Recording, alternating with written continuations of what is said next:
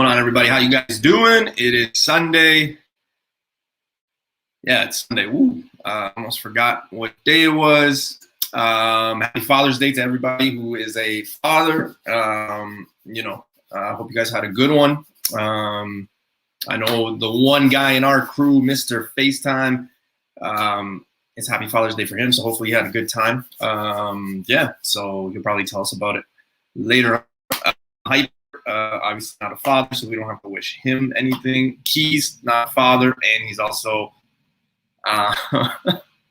working early, so he's in bed, so we don't have to wish him a Happy Father's Day. I'm not a father, so it's just Face today, guys. We got a fun show for you. If you're new to the channel, you guys already know what it is. New comic book day, comic news, spec, and because there's a show going on, we got Loki in there as well, so we're going to be touching on Loki as well. The way we do it, new comic book day, news, Loki, and then Newbie spec of the week. I do want to say that for my spec of the week video, I got newer people to kind of send me some videos of it, and I wasn't able to upload it to the new one, so I apologize. So if you're watching and you're like, hey man, I sent you a video, you didn't put it, I telling you right now, internet was down at work and I've just been crazy, so I just haven't been able to do a lot of things. So with that said, let's get the show on the road. No Coronas today, no popcorn, but hopefully your popcorn is warm and you got the Coronas going. First up, let's bring him out. Former 5-time champ, Mr. Blue Pill. He's wearing a red shirt. I don't know what that means. Throws me off all the time. We got Mr. Hyper. What's up, man? What the hell was that intro? Listen, normally for Father's Day, you tell people who to wish. You don't say who not to wish for Father. I was like, what the hell is this guy babbling about? Don't wish Keys a happy Father's Day. Listen, I'm just trying to help everybody out, just in case that they didn't know that we had kids or anything. So. Oh, jeez. Yeah. All right. So yeah. Next up, let's bring him in. Happy Father's Day to this guy, the man, the myth, the legend, 1/3 of the Comic Kingpins, found on Mondays, 7 p.m. on his channel. It's FaceTime. What's up, man? What's going on, guys? Man, hey, happy Father's Day to you, sir. That was almost English. Thank you. I appreciate it. I try, man. I try. Listen, the man almost forgot what day he's in today. Dude, honestly, you know what it is? Somebody at work, we have logins. So the person who does the night shift has to do the logins for the next day. And this guy yesterday wrote down Thursday. So I've been it really threw me off. So I've been thinking today was Friday, and then somebody was like, no, it's Tuesday. And yeah, so basically I work with not the smartest people. But you have calendars, right? Yes, we do. Yeah. Oh no, Hyper's got some technical difficulties. No, I'm just kidding. Yeah, we do have calendars, man. Yeah, we do.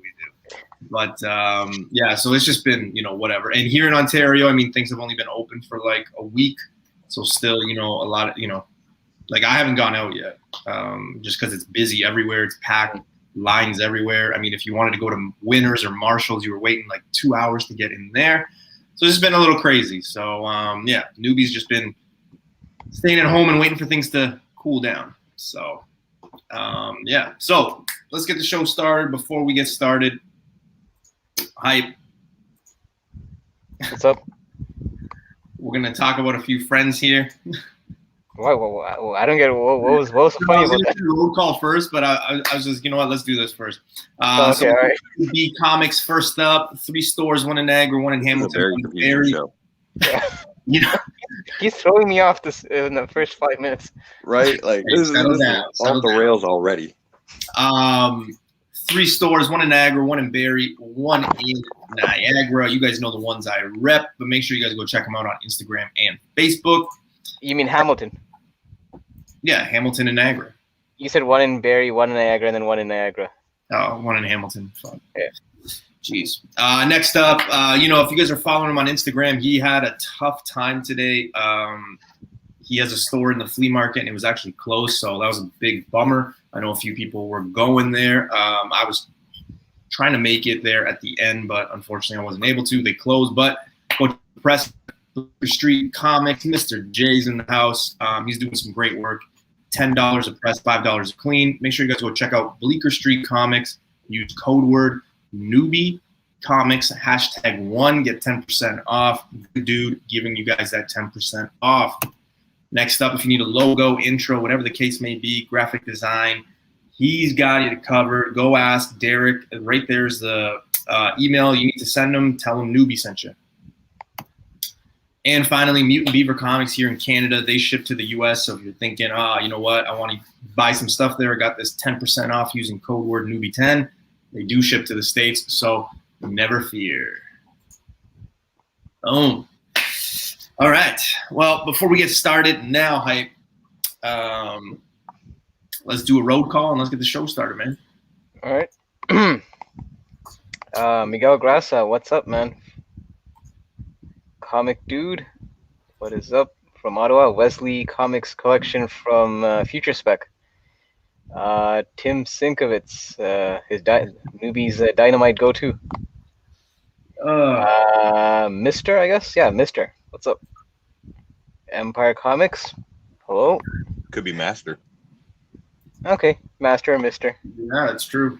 Uncanny Swag. What's up? Tricky Clicky. And happy Father's Day to you too, if you're a father. RP. Paul Morris, what's good? Comic Aussie, another Canadian, what's up? And speaking of pressers, Jason Bleecker Street Comics. Degenerate DNA. Yeah, all right. All right. So let's get it going. 23 live, you know, if you're watching from back, you know, in the background, whatever, the rewind, you know, hopefully it's a good show. We're going to kick it off. Let's get it going. Face, we were talking because Hyper just came in the backstage like 2 minutes prior. We were talking, it's, you know, it's a heavy-ish week. There's a lot of titles that are coming out that a lot of people are on. So like, I get why there's probably going to be a lot of people picking up a lot of books. It's going to be interesting to see what everybody picks and what everyone's still going on. But yeah, it's pretty much a loaded week. I mean, if you wanted to spend money this week, you are definitely able to. There's a lot of books there. Mm-hmm. Yeah, for sure. There's definitely a lot to look at this week. It's gonna be interesting in the long run to see what hits and what maintains, you know, being relevant. But yeah. All right, let's kick it off with Image Comics. First up, one of the books that was heating up was on the list for the hottest comics of last month. Heated up this month as well, but we got Bitter Root number 14. I'm not on this series. I got nothing to say, nothing to add. Take it away, guys. I think Face could probably add more because, I missed the boat on this series. So this is probably like a trade weight kind of thing for me. So I think Face, you said you're collecting these, right? yeah, definitely. I've been picking up Bitter Root for a while now. It's a fantastic series, great read. I did collect the first few issues in trade paperback because I jumped on it late also. So you know, I and had to buy those up on the aftermarket, so that kind of hurt a little bit, but you know, it happens. But yeah, it's a great read. Very, I would say it has a lot of similarities to, you know, like man, I'm trying to think of like what would be a good comparison. Horror in the vein of something that's killing the children, but it's more like a monster hunting type of book, a family of monster hunters sort of thing. So rather than just a single person, so. Interesting. A lot of people are going to be on it, obviously, maybe looking for earlier issues or things like that with the new, what is it, movie or show? I can't remember what it is, but, you know, obviously that being confirmed last month, a few weeks ago. You know, this is going to heat up. Don't think it's going to heat up like something's killing the children, but it's going to heat up nevertheless. Anyway, people are going to be looking out for keys, first appearances in this story arc for sure. Yeah, because I know that the last issue, the movie variant kind of blew up a bit. I know this one has a very Juneteenth variant for this one. Okay, so that's what that variant was for then. Yeah. Okay. Oh, okay. Fantastic Girl, what's going on? What's up? And All Chef right. Artie Harris was also. Yes, Chef. I always find myself talking to Chef. Good guy, asks a lot of questions. We talk back and forth. He's got a lot of good info. One of the good guys in the community for sure. All right. Philadelphia number 14. Again, a story that, Hype, we were talking about this because I think we were by ourselves the last time this issue came out, 13. But yeah, it's been a while, obviously, with Philadelphia. But it's back here. It's back. It's kicking. People are picking it up. And again, another story arc that is, very sought after.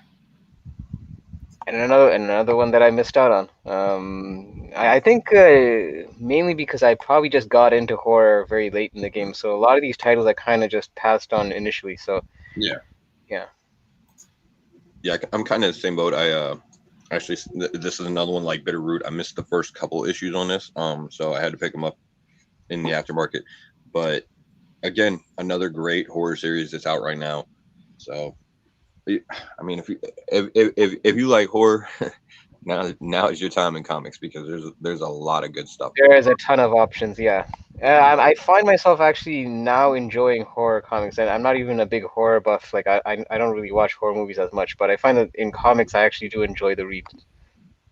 It's funny too because I think a lot of people that don't necessarily enjoy horror movies as much are more inclined to like horror comics because I feel like it's probably a lot of the jump scare effect and everything like that. You don't really get that as so much in horror comics. It's more of a suspense type thing. So yeah. No, well, for me with horror movies in general, I at least the ones lately, I'm not really a fan of what is it, the term that they use, violence porn or something, where it's just like violence for the sake of violence sometimes. Like like those kind of like those Hostel movies. Like I like psychological, like the psychological kind of horror. That's kind of like more my lane. Like the first Saw. Yeah. The first Saw was different from the other ones, right? Like I always thought the same thing. Like the first Saw was like more psychological and all that, and then it just got into this like gory, gross. Yeah, that's not really my kind of bag. Yeah, me neither. Yeah, the first Saw was great. It did go downhill quickly afterwards. I mean, the second one was okay. Like it wasn't bad. The third one was fucking. That's when I jumped off. That's where I stopped watching. I think that was it for me. And now they got like a prequel or a sequel or a whatever with like Chris Rock coming up. Yeah. Sounds like it all loops together or some shit like that. So I don't know, man. I can't. Yeah. So well, now that we've gotten properly sidetracked. Yeah. All right. Let's get back to it. A few people forget, but we got the old guard, Tales Through Time, number 3, 50% done. Again, one of a comic that was very sought after last August when the movie came out, obviously with the second movie being in the works with the success. And, spoiler, if you watch the last movie, I mean, it was just kind of set up that way. Who knows? I'm not on this story arc. I wasn't on the previous one, or if it connects, whatever the case may be. But this stuff might heat up, kind of closer to a confirmation with a movie release of a date, rather, because we know it's coming, right? But again, not something that I'm picking up. So. Yeah, I mean, I didn't actually pick up the original, so missed out on this one also. So I actually. It's funny because we got like 3 in a row now. I know. I'm in the same boat. I missed out on the original. I actually have not seen the what is it, Netflix movie or series. I haven't seen it all. But I will say this. I decided, because I heard that the comic was pretty decent and the show or movie was good or whatever. So I decided to take a chance and jump on this new series. Okay. And I'm really liking it so far. It's a pretty good read. So I'm actually going to go ahead and check out the movie or the series or whatever the fuck it is and get at least get the trade paperback of the first series. So Jordan, what's going on, man? Jordan says, just saw you were on. Guess I'm not going to bed early. Welcome. Yeah. What's up, man? It's a word. You know what? And Uncanny is right. I kind of had like I got watching the movie a little bit late from the release, right? So like I think the movie came out on like a Thursday. I didn't watch it until like the Sunday, so like I had a few days when it came out, and you know, that's not a long time, but like reading things about it and like reviews, I was kind of like, oh, how are they going to do it? And then I watched it. It was a really good movie. It was really well done.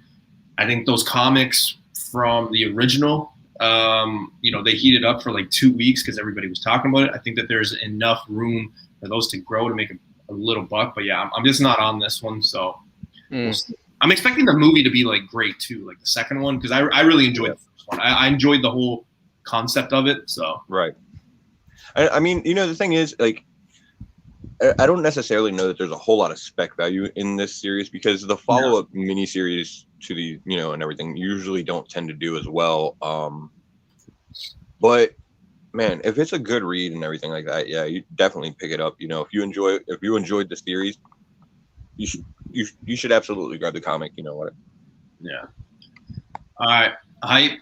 Let's try to break the curse here. 0 for 3, but we got Radiant Black number 3, third print. Now I say this because I don't think we're going to break the streak because you said you weren't going to be picking up the later printings of these. Well, yeah. I only read issue 1, and I stopped. It didn't really grab me as I mean I'm hearing that the other later issues are good, but I'll probably wait later on to see how the story goes if I'm going to backtrack and pick up the other issues. But I only read issue 1 so far, and it's all right. I'm gonna wait for it to like become a $300 book and then buy it and then like hope that it turns into like a $500 book. Because that's kind of what I've done in the like a few last ones. So yeah, no, I'm just kidding by that. But yeah, we're getting into all these crazy third, fourth, possibly fifth printings. Who knows, right? But a lot of people are picking up Radiant Black. So many covers, so many things coming out not every week with them, but like, you know, when they do have a release, they got a lot. I've actually been going pretty heavy on Radiant Black. I've picked up probably almost everything. Shocking. Yeah, I know. Well, no, but here's the thing. Like, it's a really good series so far. It's. I don't want to give anything away. The one of the most recent issues just changed the status quo for the series very heavily. So, you know, it definitely has twists and turns. It's been a really good series so far, and I'm looking forward to see how it continues to play out now that they've changed what they have going forward. So I'm kind of surprised that they have like number 3 third printing and they don't have like another book going out with it. Yeah. Like just and that's the other thing too. Like these covers are pretty dope. So like I've actually liked the later printing covers that they've been doing. So yeah. Well, the thing is that issue 5 came last. Issue 5 came last week. That's why. Oh, okay. Yeah. Yeah, but then they also had like later printings with it as well, right? So like it's just kind of yeah. It's just you know that's the market we are in these days. It seems like even if it's not this week of the new issue, you're gonna get a later printing. That's another week. So it's kind of like this one, Shadecraft. We got Shadecraft 3 second printing, and then we have the release of issue 4. Let's go to issue 4. Again, I'm really enjoying these covers, but other than that, I mean, I haven't really been on it. I know Reno's Comics said he was going to hook me up issue 1. I haven't been able to contact Reno, so if he's out there, you know, don't forget me. But, yeah, he's ducking you. He's been No, I hope not. But yeah, I'm enjoying these covers. But yeah, I haven't been on this series. I haven't picked it up. Knowing that I missed out on 1, I just kind of stayed away from picking anything else up. So yeah. Hype, you're on it. You picked it up from day 1, no? I have, but I'm a bit behind. So you fucking slacker. What do you mean, like in reading or in reading? Oh, okay. I thought like, in life. You mean? No. I'm talking about in reading. No, I thought like with like all the printings and things like that. Like I just thought maybe you were behind on some. No, I mean, the only late printings I've been picking up is issue 1. That's usually my rule of thumb for these indie books. I tend to pick up later printings of issue 1, but I don't really go all the way with the other late. Like, I'm not gonna pick up the late printing of issue 3, but I'll pick up, issue 4 because it's the actual first print. Yeah. Yeah. So, yeah, man, it's just there's a few series that I'm kind of behind on the back issues, so I kind of have to catch up on some of the readings. But Face, enlighten us. But Shadecraft has been a great read so far. Another horror comic that people are really loving. It has to do with shadows and stuff like that. Obviously, one of the things that I will say, like in regards to the later printings and everything, when Image is doing these reprints and everything like that, at least they're giving us pretty dope covers for them. Like. Mm-hmm. Yeah, I mean, sometimes Marvel and more often than not DC tends to just do these fucking recolors on late printings that, so at least whenever they're doing them, we are getting, some pretty cool covers. Yeah, it's just that if I was only pulling like, let's say 2 or 3 titles like a month, going out on late printings is not a bad deal. But when you're pulling like 10 to 15 titles, I kind of have to be picky. Who does that anymore? Like, it's 2021. I didn't know people read shit. Oh, wow. I just read this comment. Hyper is a little slow on the uptake. Why do you think he doesn't show his camera? Because he actually reads while he's on the show. That's true. I'm not gonna lie, I have done that. I have done that. He literally does his research on the go. Well, listen, let's stay on the subject of reading comics. I think a lot of people are going to be reading this one. Oh, yeah. Follow our boy, Mr. Key Issues. He put this up. I think this is the first week he's done it. I think last week it was like him and Face. This week it's just him, but he put out like 4 books to be on the lookout for. This one being one of them. Obviously, if you're a Spawn fan. I thought you were going to say, obviously, if you like spankings. No. A Spawn fan. Wow. I was going to be picking this up. The universe #1 that everybody's been talking about for a while. A lot of first appearances are probably going to be in this. So, yeah, I'm expecting a lot of people to be picking this up. A lot of covers as well, but here's the cover A. I just gave myself a visual that I can't remove now. This is yeah. What's listen, the price tag? What's the price tag on this? I think it's $5.99. $5.99. And this book is going to be thick. I do believe I don't know which cover I put on my pull, but I do have this one just because it's branching off into different. Like, I don't think I'm going to be collecting all these different Spawn spin-offs or whatever, but just the fact that this kind of is the jumping on point, I guess you could say, I'm picking it up. Man, yeah, I'm grabbing like every fucking cover for this thing. There's, I think most of them are J. Scott Campbell, and I love his art. He does a great gunslinger. He's doing a great Spawn on the covers, so got to pick those up for sure. Yeah, I mean, and of course McFarlane's covers. I'm surprised Lashley doesn't have those. Yeah, what's that? I'm surprised Lashley doesn't have one, but Ken Lashley. Yeah, Lashley would probably do a great Spawn. Yeah, because he's been on a lot of them, right? So I just figured, but maybe he's doing a store exclusive. Yeah. Well, again, guys, this book, there's going to be so many copies of this. There's going to be so many covers, obviously more than there's probably on previews. But yeah, just if you're looking for a lot of, I don't want to say a lot of, because there might only be like 1, 2, or 3, but there's probably going to be a few. So if you're into that, it's going to be a big book. Before we jump on to the next book, there is another thing to note about that Spawn Universe #1 is that I believe they did put out an announcement that this is their highest printed book or highest ordered book in like 2 decades. So really, there's going to be a lot. Yeah, there's going to be a lot of these out. Pass for me. Wait, hold on, Face. Highest ordered from Diamond or highest ordered from Image? I can't remember exactly what it was that I read. But Image announced that it was, I don't know if it was highest print or highest ordered, but something like that. Either way, it's pretty much all the same. There's going to be a shit ton of them. Yeah, so basically, in translation, I don't think this is going to be one of those quick flips. This is more like a, I guess, a hold, if that. Yeah, probably because there's going to be a That's lot the of thing them. I with don't think Spawned anyway, though. Like I find, right? Like there's a lot of covers, there's a lot of issues, and even when there is something important, like it's a hard book to flip if you're looking for that to be your flip. You know, it's very hard. Yeah, well, the thing is with Spawn titles, it seems like the value comes years later. Like Yeah. you like, especially like look when you look at some of the issues, like what is it, like the late 100s? Sorry, the late 100s. Some of those issues are like close to like $100 or so over. Yeah, And that's Keith's the only always reason telling that, me about that. Yeah, Yeah. Well, they went really low print for a while on Spawn, so yeah.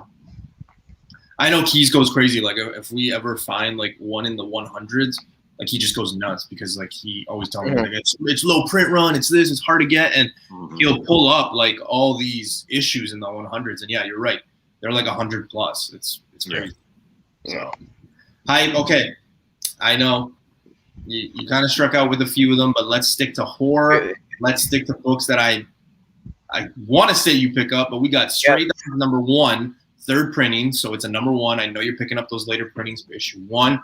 You've got the what's that movie? That is Scream. Yeah. We got Stray Dogs 4 second printing. We've got Stray Dogs 5 with the Friday the 13th homage, and I really like this one. I think it's cool, but again, all these movie ones have been super cool. I'm still sticking with issue 1 as being my favorite movie horror movie homage one. The Silence of the Lambs one, I really do think that one is still the best one. This one I kind of like because, I'm biased. I like Friday the 13th. This is going to be a hardcover to get in a 9.8 as well. But yeah, that #1 Silence of the Lambs is still my favorite that they've done. So this is my moment to shine. So yeah, I actually have read this series up to date, and I've thoroughly enjoyed it. I mean, I'm kind of disappointed that actually it's ending after this issue.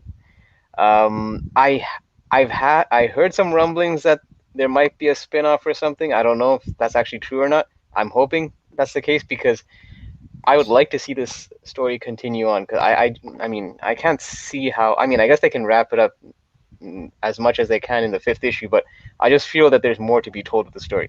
And yeah, I've been picking up all the covers, including the late printings and the horror homage. And actually, just to show how good the story is, that issue 1, even cover A is like, I think it's like a $20 or $30 book. That's like the Silence of the Lamb cover is fetching close to $30 to $40 right now.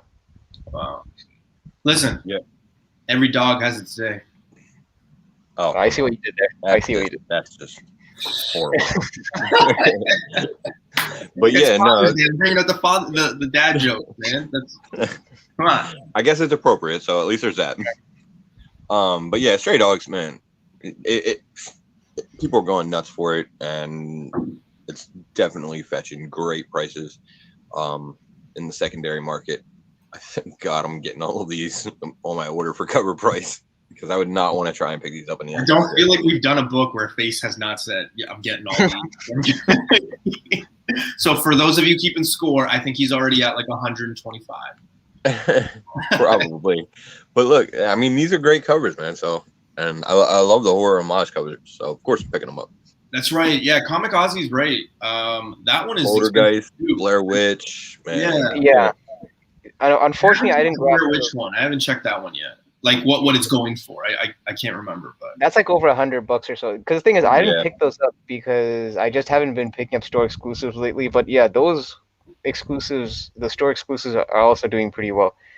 Yeah, and shout out to Phil from Comic Doc Weekly, who we hung out with yesterday on Splendid. Right, Face made his debut last night. Wow. Well, sticking with Mr. Key Issues and sticking with books, Mr. Key Issues had this book on his list as something that could be interesting. I don't think it's a stackable book or anything like that, but we got Vinyl #1. I can't remember what he kind of referred it to or kind of compare it to, but he put this on his pick of the week, a book that he's going to be going after. So definitely something there. Again, it's got that horror vibe to it, right? So yeah, for sure. It's one I'm grabbing. Keys, he seemed big on it, and I took a look at it. I took a look at the covers and the synopsis and everything. Sounds pretty interesting. I'm gonna give it a go. It looks like it's gonna be a pretty good series. Another great horror series. I mean, yeah, I'll let you and Keys be the guinea pig on this one, and let you guys let me know if it's good or not. you guys, can you pull up the? I think it's the B cover. Yeah. Come on, Hyper. You know you need that. What, like a busted up teddy bear? Man. Look at him. That's your selling point. yeah. Don't you just want to give him another eye? Put it back on, whatever. No. It is a like you said, face, like reading the description, everything like that. It seems interesting. We'll see where it goes, but yeah, I'm with Hyper. I'm gonna let you guys be the guinea pig. I think that I'll be able to still go Wednesday afternoon if it's something that everyone's going crazy about. I'm sure one shop will have it. So yeah, I think there was a lot of exclusives for that one too. Yeah. I'm gonna be passing Dark Horse just simply because there's not much there, and we're not really Dark Horse people. Well, I shouldn't say people. There's not really anything that we pick up here, so we're gonna be passing by unless Face is picking something up here. No, actually, no. There's nothing I'm picking up from Dark Horse this week. I've heard Sith Lordly from Spinetix is on Lady Baltimore, and he said that's a great read. Yeah, I've heard that too. I haven't jumped into the Black Hammer stuff because I know it's a lot, and I didn't jump on from the beginning. So, Ultra. Cheers, brother. Happy Father's Day, by the way. Yep. Yeah, so Dark Horse is just a pass for me this week, for the most part. Same. So we can just pass by. Let's get into IDW, where we get Star Wars Adventures number 5. I don't know why I repeated that word, but hey, got to. Again, Star Wars being hot. I got to say, I'm not really a fan of the cover. I'm not on the story. I could care less, but hey, it's Star Wars. We got to talk about it. Yeah. Yo, Newbie, I just want to give a shout out to one of my local guys, Black Crown Comics, who actually, I think it's the first time I've seen him on our live chat. So, welcome, dude. Welcome. For sure. And there's a special. He's actually getting today. A lot of Canadians. There's a special announcement we have regarding Black Crowns that we'll save later on. Oh, okay. Good call. Yeah. If you don't want to wait, you can go on. Well, he pretty much fucking just announced it anyway, so whatever. I was trying to. It's called. What is it called? What's the saying? Leave them wanting more. I don't know. You know, I already posted the shit, right? Did you? Oh, yeah. Like, what are you talking about? Okay. Well, all right. Well, Black Crown's gonna be on tomorrow. Yeah, he's going to be on previously on. Exactly. So right. That was a very anticlimactic announcement. I had to give you a little shit.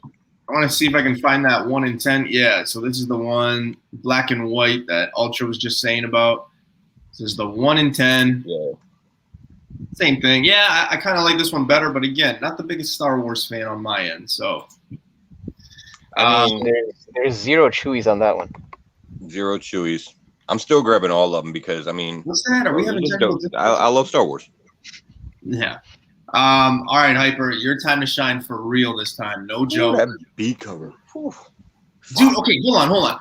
Have we not said go to the B cover. Have we not said that so many times about Ninja Turtles though, where it's like the B cover is better, or one in the are terrible, like this one and the last one have really been. All right, so let's show this one, right? So we got cover A, and then good cover. Yeah, it's a good cover. I like it. And then let's go to the one that's probably everyone's gonna go goo goo gaga over, but we got this one. Yeah, I mean, I think this is the start of a new story arc actually, because from the last issue, it looks like things are setting up for something else. But But I think this story is more of like a placeholder for something bigger that's looming, which they kind of teased for as a summer event for the Turtles. That starts with the annual that's going to come out in a few weeks. So I think this is more of like just a placeholder story. Newbie, do you mind if we can just check the 1 in 10? Because usually the 1 in 10s are hit or miss with this series. And I didn't even check out what the 1 in 10 is. I mean, it's not the worst one they've ever done. That's for sure. Yeah, it's definitely not. No, it's not. It's not too bad. That B cover is where it's at. So what I'm thinking here is that maybe each turtle is going to get their own. No, I don't think so, but no. Not like their own, because it's, you know, like this isn't like an all blue or whatever, but like just, you know, hit each turtle on the cover doing, you know, something. I mean, I don't know. I mean, you think that like for each subsequent issue there's going to be a different turtle? Yeah. Well, I don't know, because I already saw the 1 in 10 for issue 119, which is a completely different artist. Yeah, I thought there was a team cover coming. Yeah, for 119 it's a team cover, so it might actually end with this one. Okay, well then.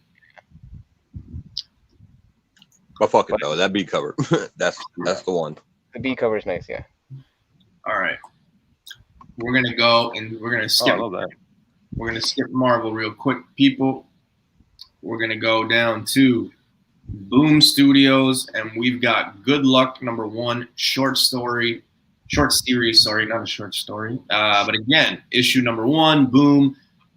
It's hot right now. It seems like anything Boom's doing is hot. A lot of their titles are sought after. This one, again, #1, short series. I think I might be a player. Really? I'm not. Just because I've just been picking up a lot of Boom titles lately. It's just that I feel like I gotta skip a few just to kind of balance things out. And I mean, it seems like my luck is usually the titles I skip are the ones that end up heating up. So note to chat, I'm skipping this title, so this possibly is a title you want to grab then. I am ordering 100 as we speak. Yeah, yeah, I'm gonna pick this one up and check it out. Looks interesting. I can't really tell you a whole lot more about it. Looks interesting, sounds interesting. So, you know. Well, I can tell you that it's a bold new original series for fans of Seven Secrets. Which is exactly why the fuck I'm picking it up. Yeah. So. But see, the thing is, Seven Secrets, the strength was also on the writer, Tom Taylor. So that's why, I mean, I'm not really familiar with this guy's other body of work. So I'll wait and see on this one. All right. Let's get to some real business here. We got Something is Killing the Children, #17. Keys was big on this one. He was talking about this one even before 16 came out, things like that. A lot of people were kind of thinking, okay, if 16 isn't the origin or anything like that, we're probably going to be 17 and blah, blah, blah, blah, blah. There could be a lot of surprises. I don't want to spoil it for anybody, but, you know, Hyper, Face, you guys all know. Keys was very high on this book. He was saying that this book is probably going to make another book kind of spike. I don't want to spoil it for you because I don't want to step on his toes of his work. But nevertheless, it's Something That's Killing the Children, one of the hottest series in the past 2 years. But yeah, we got #17. Yeah, I'm picking up all the covers. Well, my shop should get the 1 in 25. Now the question is what he's going to price it at. That's going to determine if I'm going to pick it up or not, or if I even get the 1 in 25. But technically, I should be able to get it. I'm curious about this one because this is a glow in the dark, but I'm curious which part of this cover is going to glow in the dark. I am What I was told was I think it's the hair, the shirt, and the mouth. Oh, that's not much.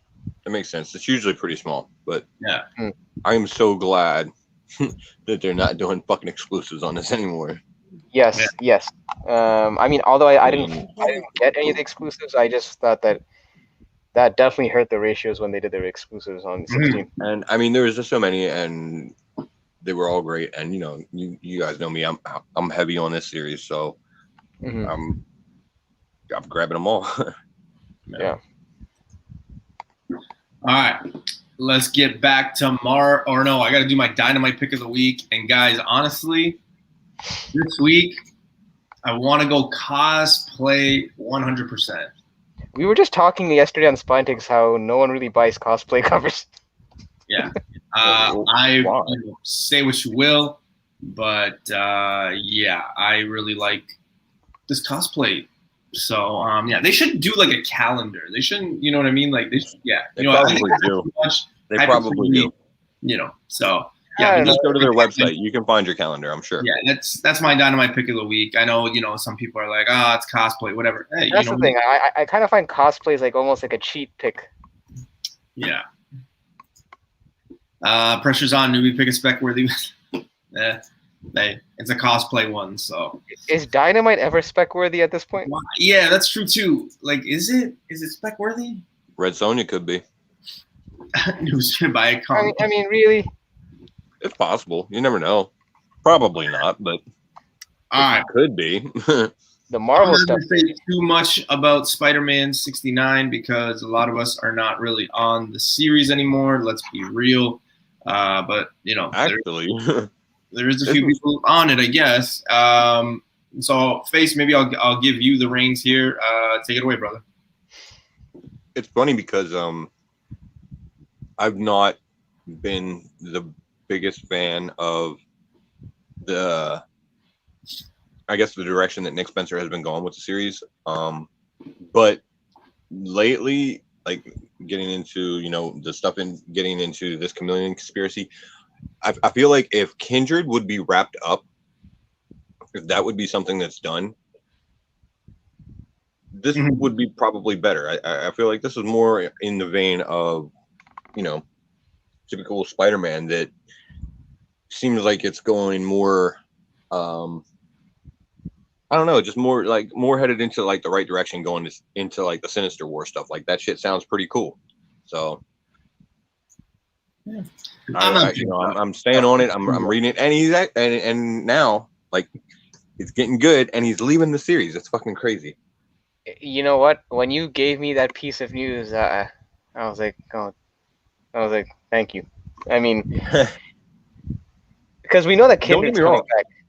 Yeah, don't get me wrong. I've liked Nick Spencer on plenty of other stuff. I just have not been a fan of the Spider-Man run personally. He just didn't find his stride in the series. And nothing against the dude. I actually met the dude at Fan Expo, and nice guy. But it's just that for this series, I kind of found that, you know what? I don't even really blame Spencer as much. I think it's also sometimes a bit of a mandate on Marvel's part, because I'm sure they would have asked him to kind of stretch it out on their part, because they wanted to get to that issue 875, which is basically his final issue on the run. Because I think Time out. What? We don't want more people saying that. Dan, welcome to the show. Happy Father's Day, brother. My birthday's on Saturday.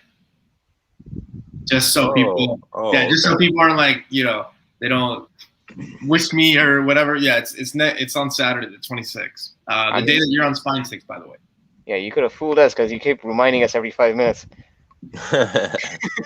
Sounds made up. No, I'm kidding.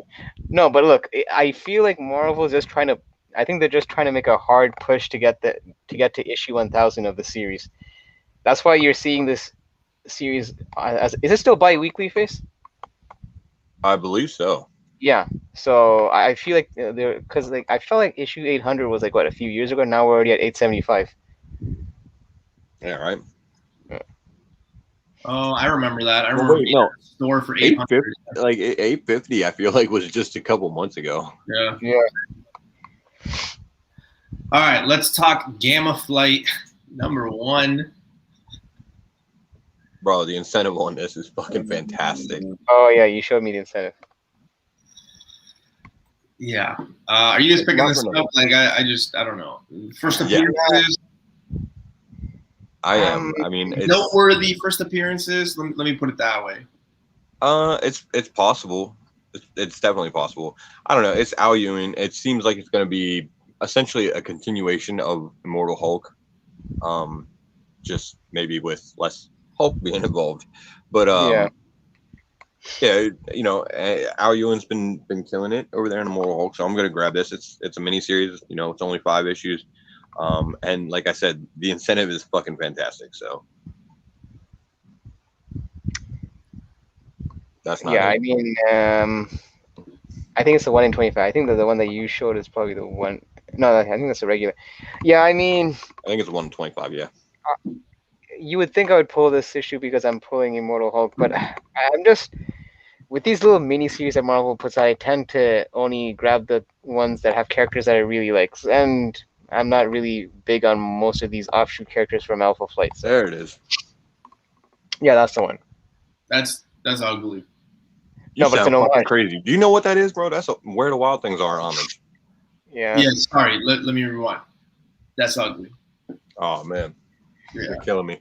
You're killing me, Smalls. I could see this getting some eyeballs though. Oh, God. Oh yeah, it's Where the Wild Things Are, man. No, God. because for the very fact that I don't think a lot of shops are ordering many copies of this book, so I don't think you're going to see a lot of 1 in 25s. This could almost have the same kind of traction as that Dr. Seuss Ice Cream Man when it first came out, the issue 20. It might have Listen, that. Exactly. I'll be the first one to say if I'm mistaken about it or whatever. I just when I saw that I'm like, eh. No, because the thing is, like, see, these kind of things kind of play into like guys like us, like in our 30s. This is like the stuff that we saw, like when we were, in grade school and all that. So it's almost like a play to your childhood kind of thing. Yeah. I need to see It's Rose. gonna be one people. Green and yellow for my childhood to kind of. So. All right, we got Heroes Reborn. Now we have Heroes Return. Looks like they never went anywhere, but we got Heroes Return #1. That's pretty much it. I'm not picking this up. So. Wait, what the hell is? Okay, hold on. Because I didn't read Heroes Reborn. So is Heroes Return? Is this a sequel to Heroes Reborn? Are we doing like another series now?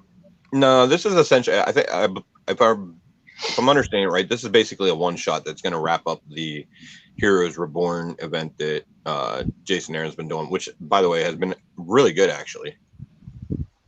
Yeah, it's nothing. It's nothing huge as far as like spec or anything like that. But yeah, it's been a really good read. So. Yeah. Okay, but is there any implications on the current Marvel continuity, or is it just a good read, almost like War of Realms, where I felt it was a good read, but nothing really came out of it much? I mean, it's hard to say. There are some possibility.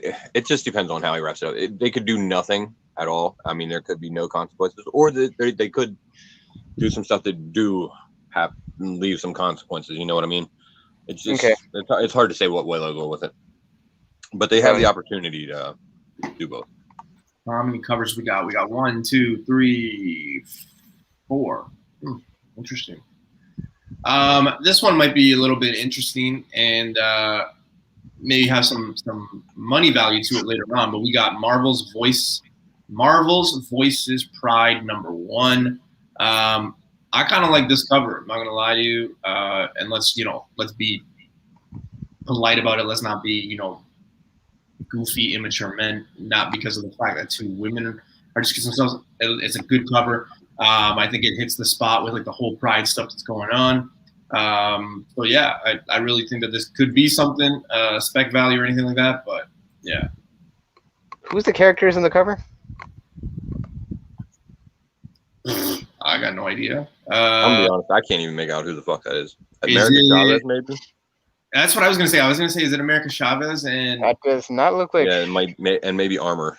I forget what her name is, but I could be wrong. But that's my guess. This book, though, I mean, there is a new character that's being introduced in this also. Yeah, Somnus. And I believe he's on the cover to the 1 in 25. Which is also a frame variant. Kind of pisses me off. I think they should have did that as like a B cover. I mean, those frame variants are cool. So yeah, I think Mr. Keys actually put that on his feed as one of the things to look out for. The 1 in 25. Yeah, for sure. Oh, I think I've seen it. Yes. What the hell is this? I'm trying to see if I can get it, but I keep getting these. Yeah, there's a lot of different variants to this one. Yeah, so maybe. You have to go the last one and then. Yeah. Maybe let's do this. Is it okay? So are they putting characters that are like lesbian, gay, whatever whatever. Yeah, Like, I believe so. I didn't know America Chavez was a lesbian. Yep. Okay, I didn't know. Oh, that's good. Yeah. Oh, yeah, man, I can't find this book, so yeah. Yeah, I know there's a shit ton of variants for it, so yeah, I gotta be honest with you guys. I know zero about America Chavez, like zero. I don't know anything about her. Her miniseries has been pretty decent so far.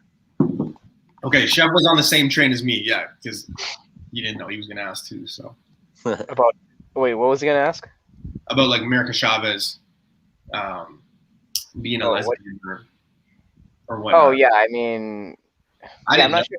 Here's the thing: there's a lot of characters that like I guess I've been out of comics for a while that I wasn't aware, I guess certain storylines you find them coming out, but it's like maybe I missed. Like, I'll be quite honest, I didn't realize that Iceman, was gay until like the current Hickman series. I think it was Marauders. Like I kind of picked up on that. I thought everybody knew that about Iceman because I thought he was the first one.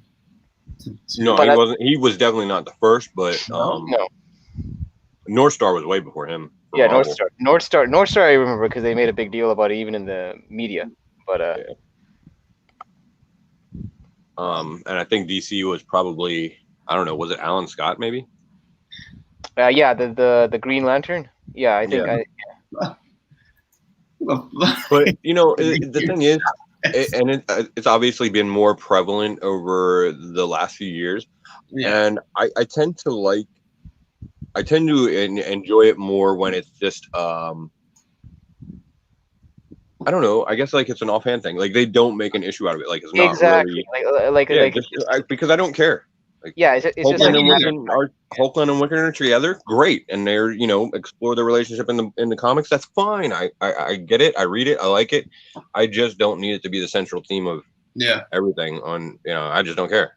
Yeah, that's why like I don't know if this is considered controversial. But I take exception when they do characters like the gay Captain America because I kind of find like when you start doing that, it's almost like you're trying to beat people over the head with that kind of character. Where I kind of like you said, Faith. I prefer when it doesn't have to be like done as a big deal.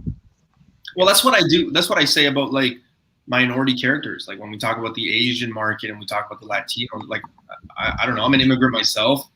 I don't know what the political term is because like when you say things like, "Oh, I don't see color," right? Like that's the problem. Like when you say that, people will be like, "Oh, well, that's the problem." Like, I've got friends from all races.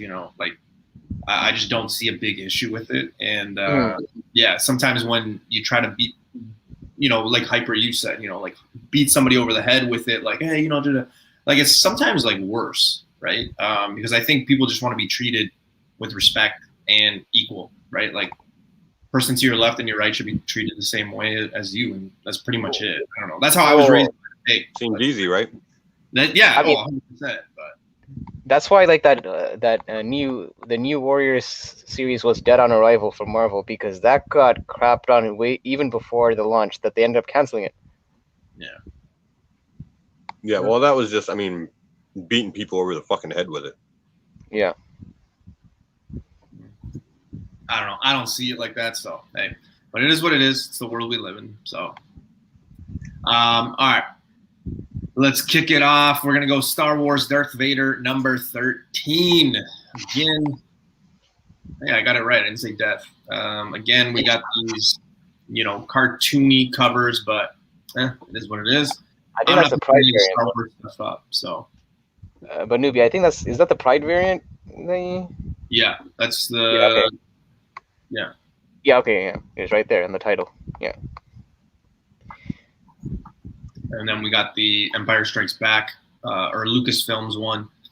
Yeah, I don't know if this is the one that we've been kind of on. Like, I haven't really been on this one. I think the last one I bought was like 7. It's Star Wars, so I've been picking them up, of course. I think, like, through this War of the Bounty Hunter series, I think there's only a few of them I'm picking up. Like, the main covers, I think I'm picking up the Wanted posters and probably any action figure variants. Other than that, though, I'm just grabbing the main covers.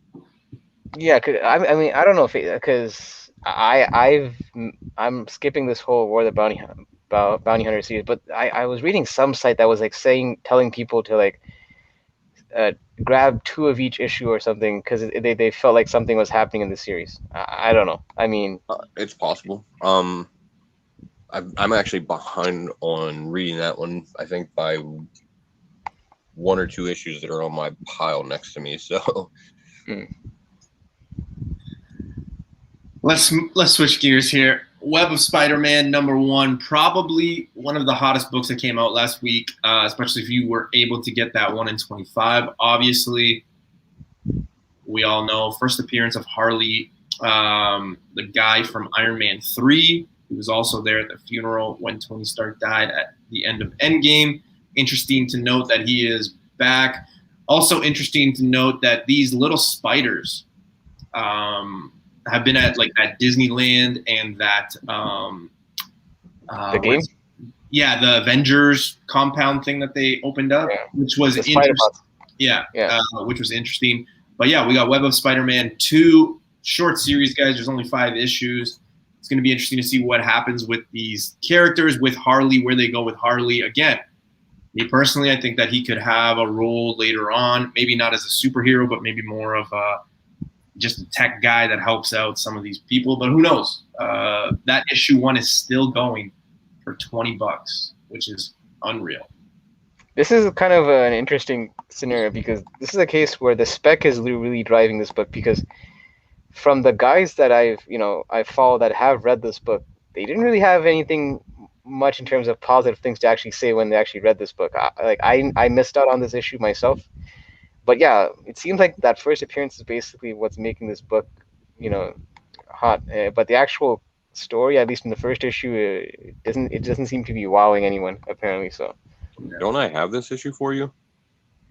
Yeah, you do. Okay. But I mean, I thought I had it in your box. Yeah. When I say I missed it, I mean like missed it locally. But yeah, I know you got my back on that one. Yeah. Yeah, I mean it was all right, I guess. Man, it's hard to say. What they're gonna do. It kind of feels like they want to do something with him in the MCU, I guess, and maybe that's why he's getting this push in comics or something. I don't know, but that's the feeling. Yeah. Yeah, it's hard to say. Who knows? That's the only reason. I mean, yeah. He could just be getting the full focus. I don't think it's $100,000 book, but could be something. And so actually, seeing this cover just reminded me. Somebody asked in chat earlier. Yeah, somebody asked in chat earlier if did you use Axe spray or did you Axe like which one? Which one are you doing here, Face? Somebody asked about Dakin sexuality. You can tell. Newbie just relishing in this. He's like, this. I know, right? He's enjoying the shit out of it. My time. It's like it's his victory, man. Feel my wrath. Feel my wrath. We got to give it to him. No, but somebody was asking about Dakin's sexuality, and I believe he's bisexual, but I could be wrong. He may just be gay. I'm not 100% sure. Wait, which character? Who's this? Dakin. Oh, Dakin. Yeah, he's bi. Is he? Okay. Yeah, he's bi. He has something weird too, where he his powers actually, he has like some kind of pheromone powers too. Pheromones, yeah. That's why in I think it was in X Factor that he was trying to use his pheromones to kind of get some info or something. Right. Yeah.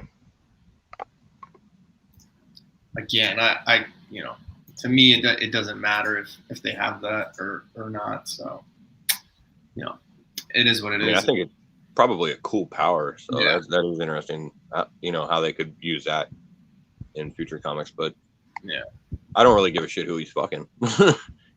All right, before we finish off and go to DC, is there anything here, gentlemen? Wolverine, action figure that you guys want to talk about? I just like that gala cover for Wolverine 13 with Deadpool. But yeah, it's just another gala issue.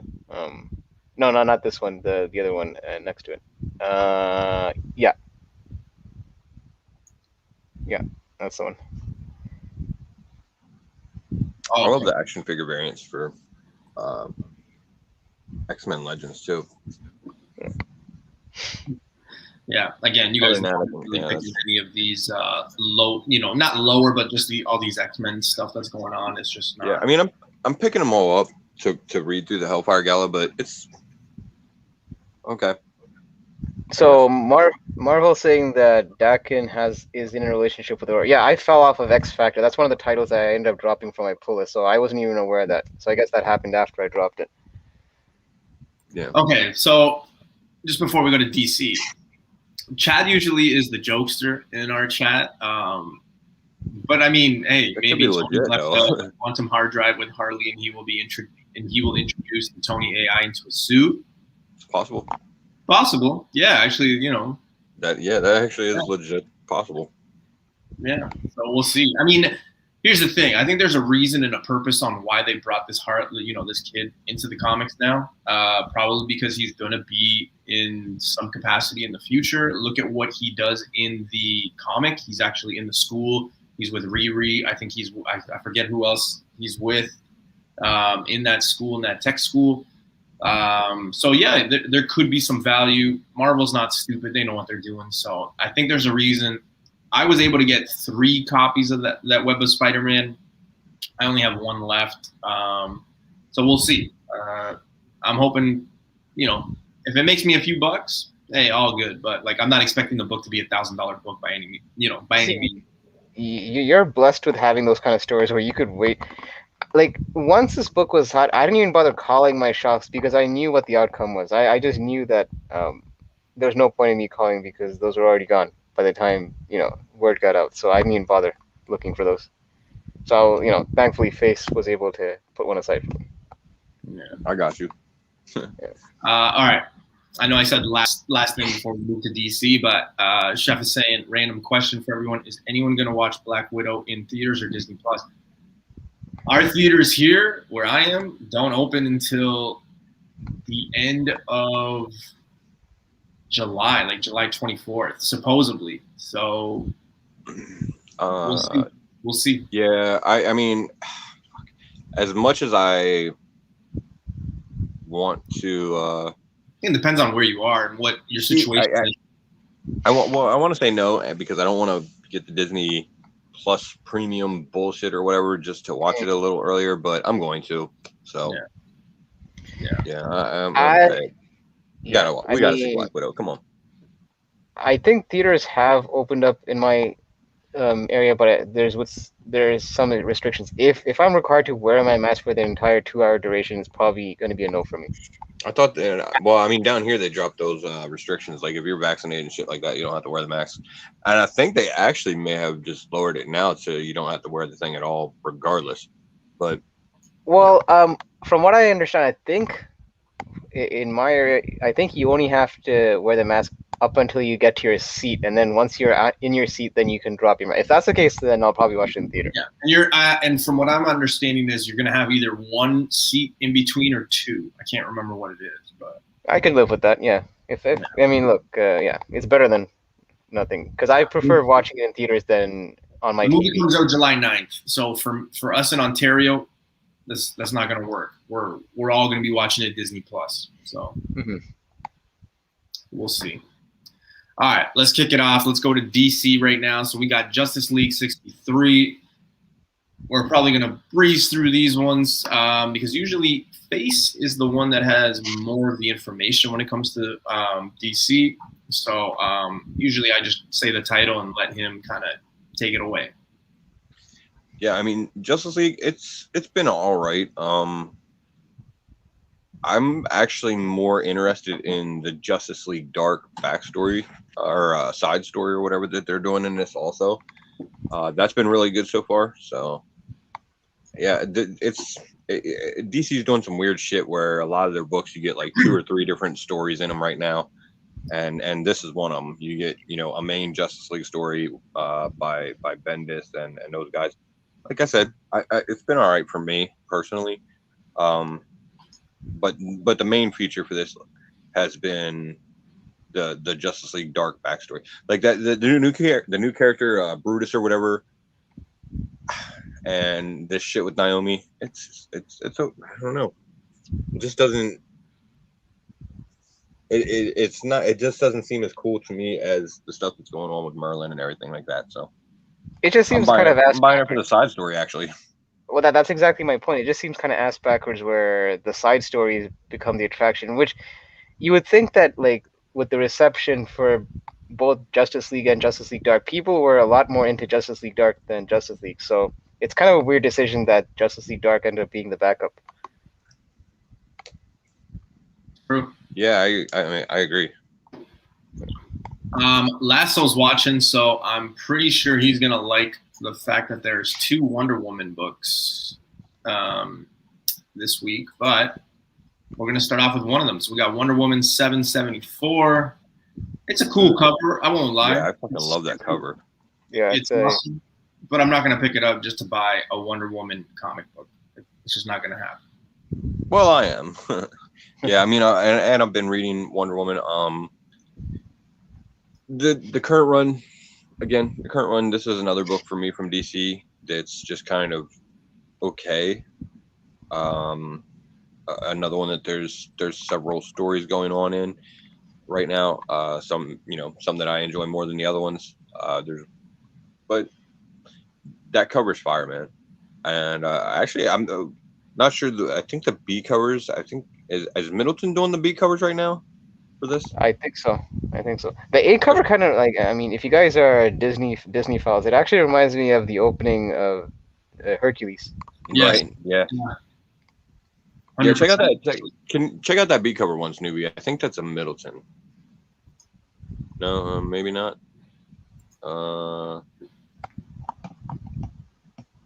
It is Is that Middleton? Travis. No, yeah, sorry. it is Middleton. Yes, Middleton. Yeah, I'm not really a fan of this one. Yeah, that's actually. it's all right. It's not one of his best, to be honest. But yeah, Middleton's done better covers. It's all right. Yeah. All right, let's go on to another cover. We got Infinite Frontier #1. Again, for me, all this stuff is a pass for me. I don't know. see, this one I think is like if you're into DC and you're into the lore and everything like that, this is going to be pretty heavy into it. Some pretty deep dives, I think. Yeah, I think this is going to explore a lot of different aspects of the DC, I guess, omniverse or whatever the fuck they're calling it now. yeah. This might actually be a pickup for me, actually, for that very reason. Face. I just feel like there's some implications in this 6-issue arc down the line. Yeah, there should. You would think there should be. I mean, this feels like. I mean, this almost feels like they could have centered an event around it. I'm glad they didn't, because keeping it simple is probably going to work out better in the end. Yeah. But yeah, this feels like something that they would be looking at as usually one of their event type things, and we're just getting it as a nice, simple miniseries, and hopefully that works out. It should be big. It should have implications, but we'll see. No. All right, something to be on the lookout for. Maybe you changed my mind. Harley Quinn #4 with an interesting cover. Again, Faye's favorite title. It's Faye's favorite title. And I fucking love Harley, but I am really having a hard time getting past the art. I know, that's why I said it was your favorite title. Like, they're killing me right now. Yeah. They're killing me with this shit. We're probably going to go 1 for 3 here on this one. I don't think Hyper's picking it up either. No, I think Face is not alone in that opinion. I wasn't a fan of the art, and I've heard other people say the same thing. So I've been picking up the B covers, but I can't. I'm not even reading them really. Yeah. Actually, yeah, I think I'm picking up both the B and the C cover for this one. The A cover, I'm just skipping it. I don't care. I can't. It is a nice. That's a chew, right? Yeah. The Chew's been doing all the B covers, so that's where I've been with the B covers. Yeah, I wouldn't look twice at any of these covers, to be honest with you. So, just not my thing again. So, All right, and finally, we got Wonder Woman Black and Gold #1. Yeah, man, this one. Whew. So, the A cover is pretty cool. I think there's probably I know there's a B cover. There might be a C cover. There's a shit ton of fucking exclusives that are absolute fire for this. So, you know, there's a Warren Lowe, a Carla Cohen, man. Yeah, right there, those first two. Yeah, like, these are those are the exclusives, and they're fucking absolute fire. too bad these aren't Dynamite picks of the week. Yeah, well, this could be the Dynamite pick of the week, really. This could be, yeah. This could be. So, hey, it's DC, yeah. Interesting. Again, I'm not gonna buy it just for the cover, though. Like, I don't know. I'm trying to stay away from it, especially something that I don't like. That wait a minute. could be where it's at, though. Hold up. Is this week we are not getting any Batman titles for once? No, there was Detective Comics, and then there was like another one, but yeah. Oh, okay. Yeah, Yeah. I was like thinking, how could we not have a Batman? Because it seems like there has to be at least 2 Batman titles a week. I find with DC. I mean, I'm sure he's. I think you're being generous there. I think you're being very generous there. Yeah. I know there's like 1 week where there's like 4 or 5 Batman titles that come out. Mm-hmm. Yeah. All together, like Urban Legends, The Detective. I think like a fucking main series or something like that. I don't know. It's crazy. Yeah. Listen, we're gonna switch gears here really quickly. We're gonna talk about, before we get into Loki, we're gonna do something real quick.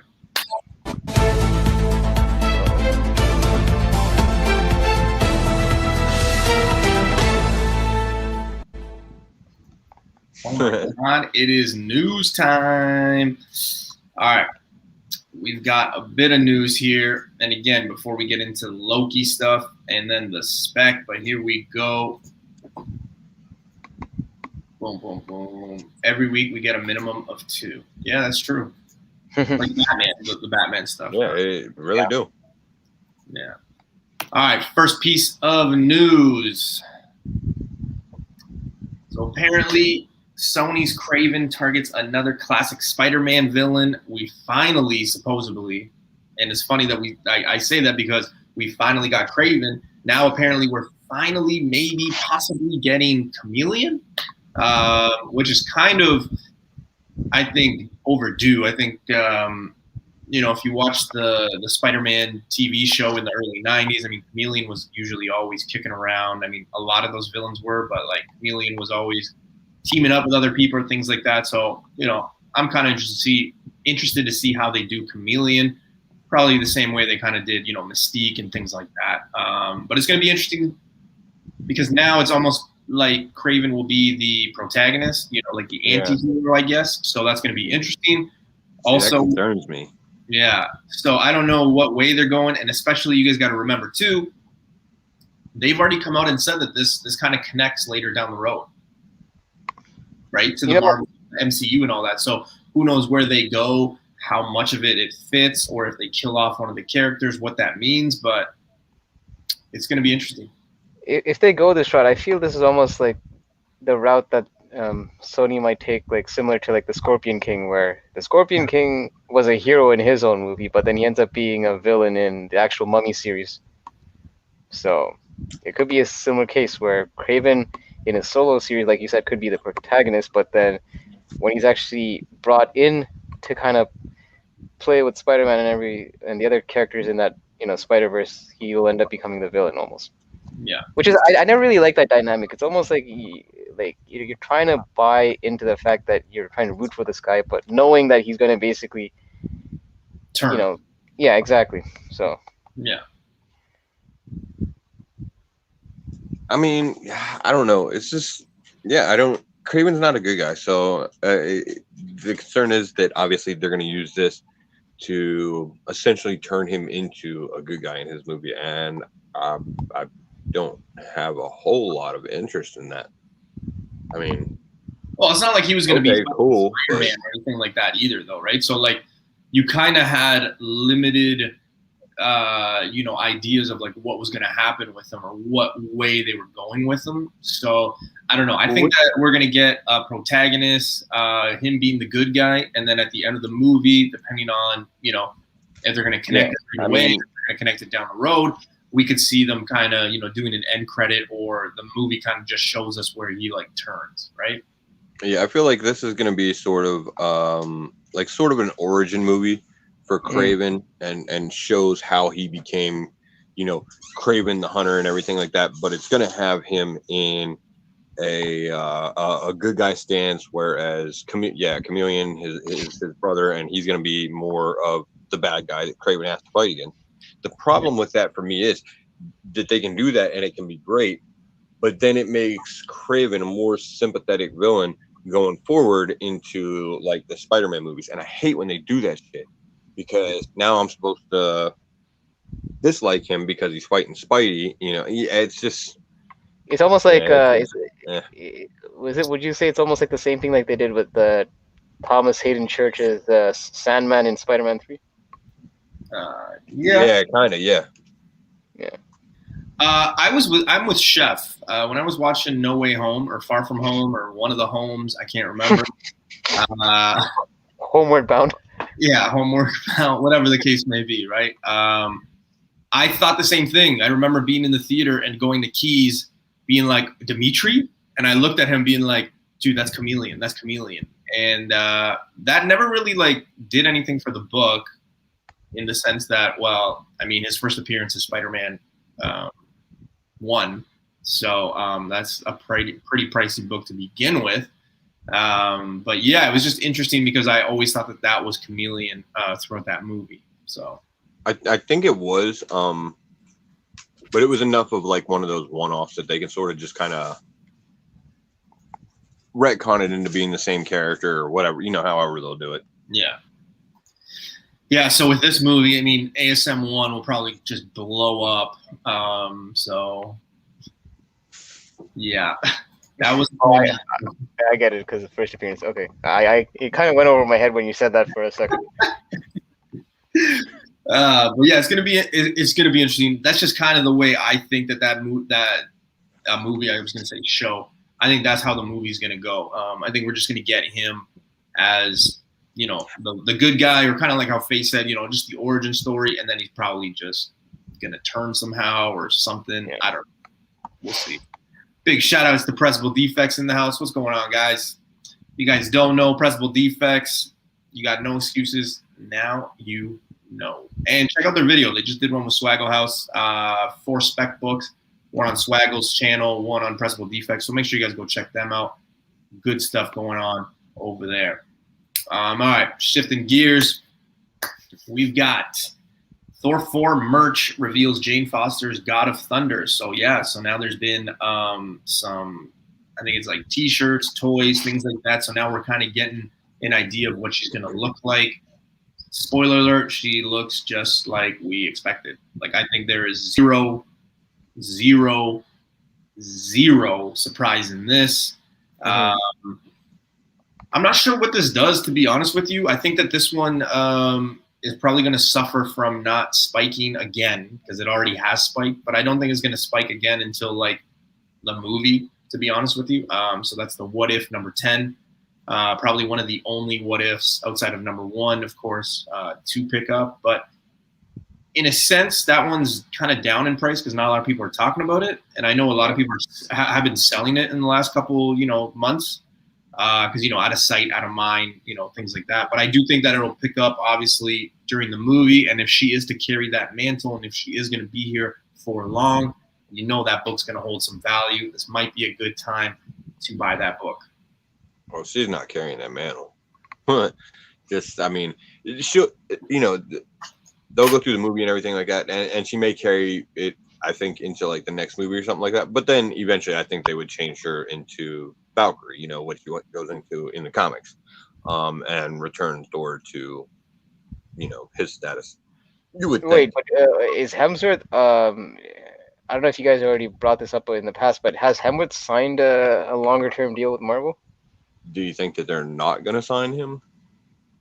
I don't know, no, because it seems like with everyone going with that whole new generation kind of feel, wouldn't he be like one of the last of the old guard at this point? So that's why I'm just curious if he's still going to be Yeah, around for like the next, he's not very old though, and he's definitely got Well, a I few mean, more years of playing that role. So, and he not likes it. old, Be well, not surprised, so much, man. Be surprised.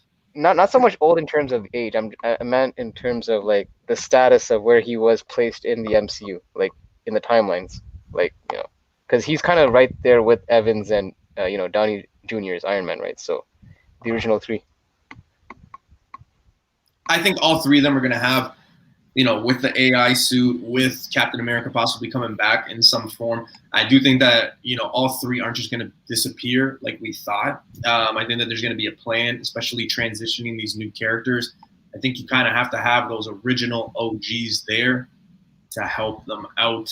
I just have a tough time thinking, even, with Riri, like I have a tough time thinking, hey, Tony Stark's dead. Here's the next one, Riri in our face. I think there's still going to be some transition there. Obviously, with AI, Tony Stark. With Captain America, I think it's the proof is in the pudding. It's right there. It's easy for them to do it. With Thor, again, simple to do it. So we'll see what happens. But yeah. All right. Next piece of news, not information. We got Falcon and Winter Soldier's Sebastian Stan. He wants to do more Wakanda projects. I think this is no surprise in the sense that he probably, well, I don't know, because when I read this and I was kind of just doing some info researching, I was thinking like, does this mean maybe we get the White Wolf? Right? I would watch it. I would absolutely watch it. But it opens up because then you circle back to the Wakanda thing, right? And that's just like a big blur right now. I mean, who knows what we're going to get? So I think that, I was actually talking about this with, I think it was Mel. I can't remember. I was talking to it with a few people, which maybe I shouldn't be. But, like, I wouldn't be surprised if that White Wolf book, takes off, but, like, it's something. I'm going to be honest. I want to know what was going on with Bucky and AO. Yeah, I mean, seems like there was a little something there, and I think we need to see what that story was. There's definite tension between them when they were on screen those few times. Yeah, I mean, she has. Don't get me wrong. I mean, I liked what they did with Bucky and Sam's sister too. But when Bucky and AO were on together, like it really felt like there was something, So I could absolutely see them doing that. And I think there was actually another announcement recently that Kevin Feige had said about that they're going to do more prequel movies. So it makes sense. But it also makes sense to do a White Wolf. Just saying. Yeah, for sure. Just saying. Like I said, I'm okay with prequel stories when it involves characters that are still alive. So he is alive. No, I'm referring more to Black Widow. Oh well, I think Black Widow. I think you're going to be looking more of a passing of the torch. I think guess you're going to see more of Yelena. Yeah, I suppose. Or Yolanda, whatever you want to call her. Right, Newbie? Sorry. I said, or Yolanda, whatever you want to call her, right, Newbie? Yolanda. No, that's not what I meant. Yolanda. That's Juanita, whatever. Oh, wait. Okay, switching gears to DC, because, I know people say, Newbie, you're all Marvel, but let's talk some DC news. So, yes, Suicide Squad has at least one post-credit scene, which means we're going to have to sit through an extra 20 minutes and yeah, like you can't leave the movie early. So, bro, you don't have to sit through it because look, listen, it's got a post-credit scene. We know we're getting a fucking Peacemaker series. That's probably it. I don't think so. I don't think that's the one. I mean, I hope it's not, but it feels like it's really going to be. Yeah, I don't think so. And I don't work for DC. I'm not saying that because, like, confidently. I just think, like, I don't think they do that because, yeah, we all know that that's happening. I mean, yeah, I know. I really want to be wrong on it, but it just feels like that's what it's going to be. Here's what I think is going to happen. You're going to get a trailer where Black Adam and Peacemaker are going at it. Black Adam would fucking smash Peacemaker in about 3 seconds.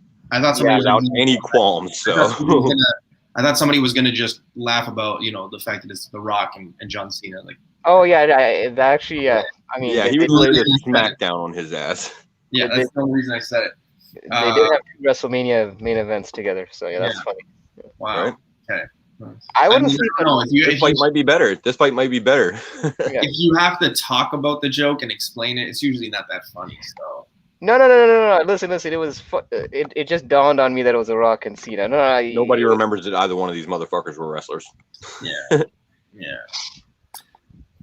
Well, guys, that was the news. I do know that, yeah, obviously there was scenes from, a lot of the buzz the last couple of days or the last 2 days was of, images of Supergirl. I forget the chick's name who's playing Supergirl, but yeah, they're filming in England apparently. So, there's been photos leaked of like Michael Keaton's Batman and the logos that they're using and Supergirl in it. So, whatever, as more information comes, I just didn't want to throw a picture and be like, hey, here she is. Oh, Sasha Cal.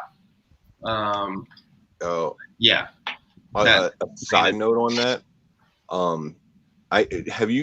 Do you guys know what the actual announcement is on her casting? Because I know they cast her as Supergirl, but did they cast her as Kara? Oh, I have no idea. Because I actually I follow Tom Taylor on Instagram, and he made a post today that was pretty relevant.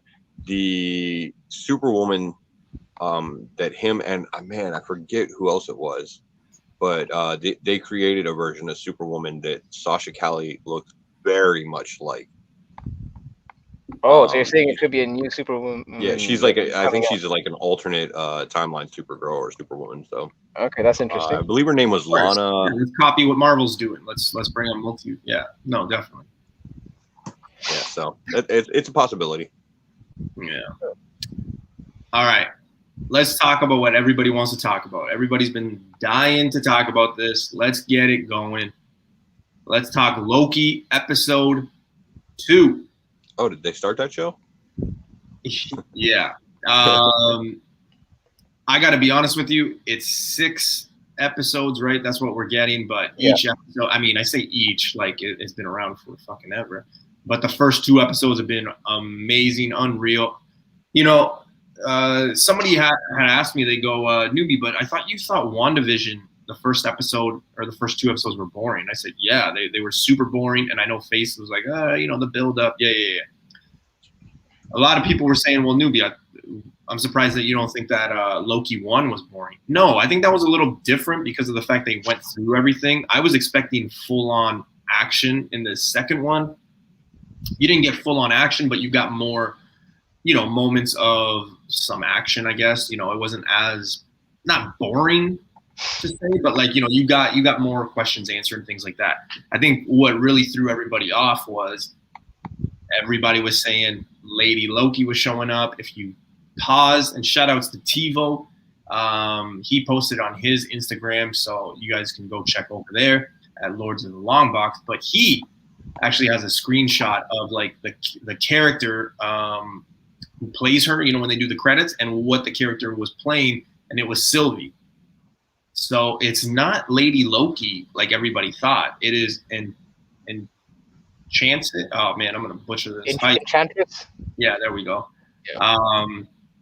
So that's gonna be very interesting, if it is or if it isn't, especially because, and I think the thing that threw a lot of people off was like throughout that that episode, right? They kept referring to the variant as a Loki. So it was just fitting, and realistic that people were going to say, oh, well, it's Lady Loki. But it's not. Yeah, it still could be, though. Like, it's weird. It's hard to say what they're going to do. Yeah. I think we got to really wait till the next episode until they clarify who she is and what's going on with her. Because, it's just it's still up in the air. Like you said, they did say that it is a Loki, but like you said, the subtitles point to a version of Enchantress.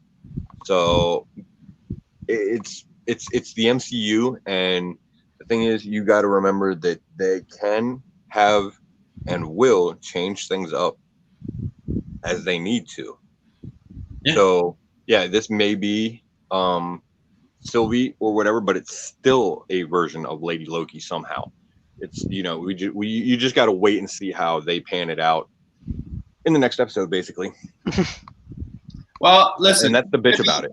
There's going to be 6 episodes, so this next one will be the halfway point. And I know what you're saying, newbie. You're showing off your math skills. Yes, I am. 6 episodes. We're at 3. That's 50% this Wednesday. So you know that whatever the climax is of it, we're going to get something big here, right? I thought it was very interesting that Loki ran away, right? Like he chose that thing, and he kind of like. To be honest, guys, I'm not going to lie. I thought he was going to go the good route. I thought he was going to come out and be the good guy. I'm kind of surprised. I will say one thing, just for fun. Now that we're 2 episodes in, and maybe wait till Wednesday, but go back and watch the trailer, like the trailer of the show. And I did that the other day. I was like, you know what? I'm going to watch it to see if like I can connect anything. And like that vote Loki thing and things like that, I think that kind of gives it away. I think that this character in Enchantress or whatever, whoever it is, gives him a reality, or he goes back to a reality, because you got to think. Remember, there's that scene where he's got his like crown or whatever, and it's that vote stuff, right? I think that she kind of gives him that reality, or she just finds a reality like that. He's a thing, and then you know how the guns are pointed at him. I think that that's the TVA doing something, or the timekeepers, whatever. I don't know. I just think that it's interesting. And I think that's kind of the path that they're going. But somebody had told me this about like Captain or Falcon and Winter Soldier. They were like, man, at the halfway point or something like that, go back and watch the trailer, and you might be able to pick up like a little things, to connect it back. And I don't know, it's just interesting. So yeah, just go back and see. But definitely the show's just like, I think it's great, and I think this next episode is going to be like probably the best one. So. Well, I say that. I said that the last 2 weeks. So. And I feel like what they're gonna do with this series, like they're gonna give us like a sort of resolution as to what's going on with the current storyline. But I still feel like at the end of this, they're gonna fucking Negan us. Like, there's so much talk about season 2 and Tom Hiddleston's sticking around and everything like that. I think they're gonna leave us on a cliffhanger at the end. Like, we'll get resolution of what's going on, but there will be some type of cliffhanger that leads into the next season, I think. Yeah, but the thing is, so I do like the first 2 episodes, but I really hope that for the 3rd episode that they kind of, I guess you could say, pick up the pace a bit, because I feel like we're still like, there's a lot of setting up that was done in the first 2, so I feel that now that he's gone through that portal, I think we should be getting a lot more progression in the 3rd episode, because I kind of find if you keep the same pace for all 6 episodes, I don't think you're going to be. I feel like there's going to be a lot more questions than answers. And regarding why, like, Newbie mentioned that he thought he would go the good route instead of. I think he was kind of like also. He probably realized that he was also kind of implicated in this whole scheme to begin with. Like when the TVA saw that all those resets were happening, and then he just happened to be near that portal. He may have thought that he probably was going to get reset right then and there, maybe. So and he's gonna do his own thing. He's Loki, so he's gonna, in the end, he's probably gonna help the TVA to resolve whatever's going on. But he's gonna manipulate the situation to something that benefits him, so that he still continues going on, even though he's supposed to be dead or whatever like that. Like, he's gonna find a way. Do we think we, as in like you guys, because like I've kind of made my thoughts known about it. I've said it like 2 weeks ago, talking to a few people. I was just recently talking to Universe X, one of the good guys in the community. He does a lot of work. Just, with the timekeepers and Kang, like I feel like at some point we might see a Kang or a Kang reference in this show, to be honest with you. I think there's just something deeper going on there. I think this could also lead into some things that we might get answered or questioned in Ant-Man in the quantum realm and things like that. But yeah, I think this is just the thing that we get now, right? With like Marvel movies, and we've talked about it a few times with like, now the multiverse being a thing, alternate universes and everything like that. Anything can happen at any point. And any character can come in, out, go back, come back, all this stuff. So it's just going to be very interesting on what happens next. Again, it's only 6 episodes, so it should be picking up. Yeah, I wish it was longer. Yeah, me too. Me too.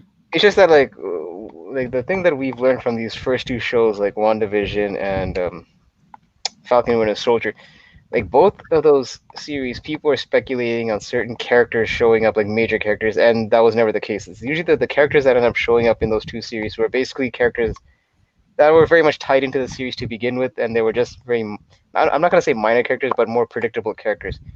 Same thing with Loki, I think, because I think Feige's formula is almost like, if he starts bringing in these other characters that's never had screen time before, let's say he brought like a Kang, for instance, it almost takes away from the main players in the series. So if anything, he might be referenced, but I don't think you should be expecting any, I guess, new characters in the MCU that haven't had any screen time in other projects before, so to speak. Yeah, I think the reference would be probably pretty subtle. Yeah. Like a background thing or anything like that. But and I mean that's fine, because these self-contained stories, they've been pretty good so far. WandaVision was great. Falcon and Winter Soldier I loved. I'm enjoying Loki. Marvel's doing it right. I like these series. I almost want to say that, yeah, they're probably every bit as good as the movies so far. So Face, here's the thing. Do you think they might Mandarin us with the whole with the timekeepers? Because I'm starting to think it'll be. I don't think it'll be on the same level as that by any means. But I feel like there might be a bit of a swerve with the whole timekeepers. Like, I don't think we're gonna get the same comic version as like the actual. There's actually gonna be 3, entities, as they showed in like the comics. I feel like there might be.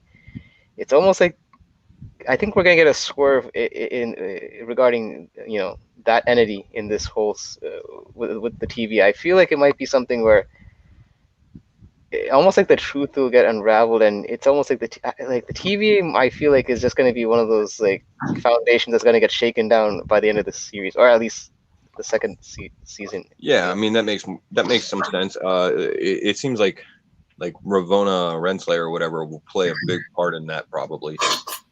Yeah, I expect her to be something bigger by the end of the series. So yeah, Nowhere Bound, Mandarin us. I just coined it. Anyone that watched Iron Man 3 knows what I mean by they Mandarin us. Right, exactly. Hey man, listen, blame Newbie's favorite movie. Yeah. No, it's not my favorite movie, man. Yeah, it's going to be very interesting where it goes. This next episode is probably going to be a lot of one-on-one talks with, whoever that was, Lady Loki or Enchantress. Oh man, I can't even say it. Enchantress. There we go. So it's going to be very interesting where it goes. Obviously, the TVA is probably going to be, finding them and things like that. I think it's just going to be a lot of like time jumping with Loki and whatever he decides to do. But again, this is going to be the pinnacle. This is going to be the climax here. It's only 6 episodes. We're already halfway, which sucks to say. But yeah, we got 3 episodes left, or 4 episodes, and a movie coming. So there's a lot of things still coming, even though that Black Widow movie probably doesn't have anything interesting. I'm just interested to see the end credit for that. But hey. I think most of the Black Widow is going to be, as far as like implications and everything, it'll probably be whatever the post credits is. Yeah, Living Tribunal, man, that's a few people are on that, and that book is still very undervalued. I think, like super undervalued. Strange Tales 158, I think it is. Strange Tales. I'm not sure. I know Journos was really big on that book. Yeah. Yeah, I mean, the thing is though, the Living Tribunal is such an iconic character. It's kind of along the lines of Mephisto. If you got it now and he doesn't show up, it probably won't matter because it's only a matter of time. Like the people that sold off Mephisto after he didn't show up in WandaVision, I kind of still feel like that was a mistake because I still think you're going to see Mephisto. I think Mephisto's like it's too big of a villain not to use at some point. Longer ways away than people. Yeah. I just think Mephisto would be a character. I mean, because you got to think about it also from Disney's point of view in the marketing. I'm pretty sure whoever's playing Mephisto is going to be announced before he actually appears on screen. Because I feel like any of those major characters, it's almost like those Kevin Feige investor calls. I think he would, like, we already know that Christian Bale is going to become Gore the God Butcher. So it's almost like these characters, if they are going to come to fruition, it's almost like in Marvel's best interest to let the people know so that the interest is there. Because they don't really, because you got to understand, they're not really so much into the spec side of things. They're more interested in people just watching their shows and then buying into their movies. So they'll probably announce it. Yeah, I don't think we're gonna get these like sneaky, like, you know, stealthy, appearances where whoever's showing up as Mephisto is gonna show up unannounced that no one, you know. Yeah.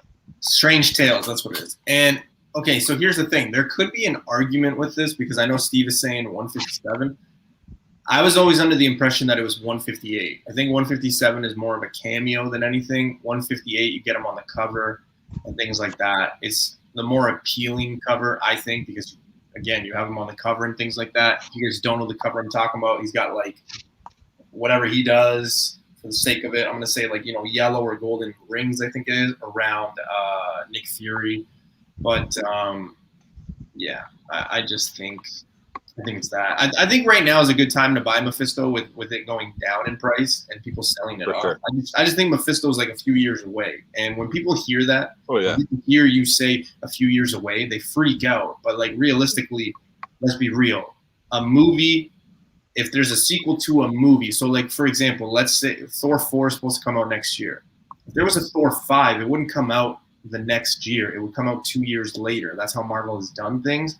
So when you keep that into consideration when you're doing your spec and things like that, it's not that crazy, right? So you just kind of have to calm down sometimes. As soon as you say, "Oh, it's a few years away," people are like, "Oh my God," you know, and they take the short money up front. So I'm curious about Jeff's comment, Geek Driven. He says the chance of Mephisto ever showing up is less than 10% based on Asian market. Does that mean like that character wouldn't be accepted in Asian cinemas? Like, I'm kind of curious about that comment. I have an Asian friend who has 2 copies of that book, so I don't know. I don't think he meant Asians living in Canada. I think he meant like over in like, you know, the actual Pacific coast. Hey, the thing with Mephisto is he's like set up to be more of a big bad like Thanos than anything. So sorry, I stand corrected, guys. I made a mistake, and it's okay because I'm human. It's not Nick Fury. It's Doctor Strange on the cover. Yeah. Whew. All right. Well, I got an Asian friend that has 2 copies. Hey, man, I'm just trying to keep things light. All right. Let's do something here. Let's switch gears. Bum, bum, bum, bum. But yeah, I'm excited. I'm definitely excited for episode 3. Again, we're gonna probably get more questions than answers, but okay. So Geek Driven actually answered my question. Yeah. So Asian market doesn't want devil portrayed on movies. Okay. I mean, they might swerve. I mean, maybe they might tailor the character where he's not particularly the devil, or he might just be another incarnate. You know. Yeah. We'll see what happens. But this is Face's favorite segment of the show. What's that? Yeah, it's Face's favorite segment. I'm curious too. Yeah. AKA No Good Comics, and this is the Newbie Spec of the Week. It's your boy, Hip Hop's in me, _comics, _collectible, and guess what? It's Newbie's Spec of the Week. Doesn't matter. What does matter is that the tone says it's the Newbie Spec of the Week. Now, the tone just educated you. Yo, Sith Lordly here with Spine Ticks, and this is Newbie Spec of the Week. This is Anthony from Streetside Comics, and this is Newbie Spec of the Week. What's up, guys? It's Dustin with Two Brothers Comics, and this is the Newbie Spec of the Week. Oh, thank you, gentlemen, for that. So, if you guys don't know who those are, we got Justin at No Good Comics, Anthony at Street Side, we got Dustin at Two Brothers, we got the Tony Sanders, we also got Sith Lordy, my man, and we've got Steve from Spine Ticks, or Team Nerd Herd, sorry. Woo. Team Nerd Herd, guys, is celebrating their 1,000 subscriber milestone. They're going to be doing a big show this Thursday. So please tune in, check them out. All right, let's get to it. 3 books this week. Again, if you didn't catch me at the beginning of the show, bit of internet issues at work and in our area, so wasn't able to get everything set up. Wait, Newbie, I just want to throw a quick question to the chat before you continue, because they're going off about how China doesn't accept devil depicted in characters, but isn't the Eternals also having like a gay character in their movie? Like, ooh, I don't know. Because I know that I'm pretty sure that's also kind of a faux pas over there as well. So no, I'm just kind of curious because I know that if that's permissible or not. Yeah. They'll probably. I mean, I would assume that they will change whatever character that they need to varying degrees to make it adaptable to whatever market. So. Mm. All right. Yeah. No, I was just curious. China wants to ban Eternals. Okay. Well, there's my answer. They banned the NBA. They banned Cross. Yeah. They banned Newbie. Who knows, man? China's a different animal, right? With what they're doing. But hey, if that's getting a little crazy with the ban hammer, that's what's going on. So who knows? All right, guys. 3 books this week, and again, like I said before, Hyper rudely interrupted me. I said, excuse me. Yeah, but you didn't say it, like with a dot, like excuse me, ... You went like excuse me, ! So it's a little different, but oh gosh, we're gonna get through this. All right, so like I said, guys, 3 books. Here we go. Newbie Spec of the Week. Let's get it going. Book 1. This is a book that we talked about last Tuesday, but again, it needs a little more love. We got Fantastic Four $2.96. A book that's in dollar bins. You can probably find this for maybe even less than $1. But again, if we look at what the X-Men books are doing, especially 211 and even Captain America 1, you put this one with it, it's the same thing. Here's the thing, and we talked about this on the show. When Mr. Miracle was on it, Face, I think you and I kind of feel the same way about the book. It suffers from being super ugly, but there's a lot of books that have been super ugly and they've caught on.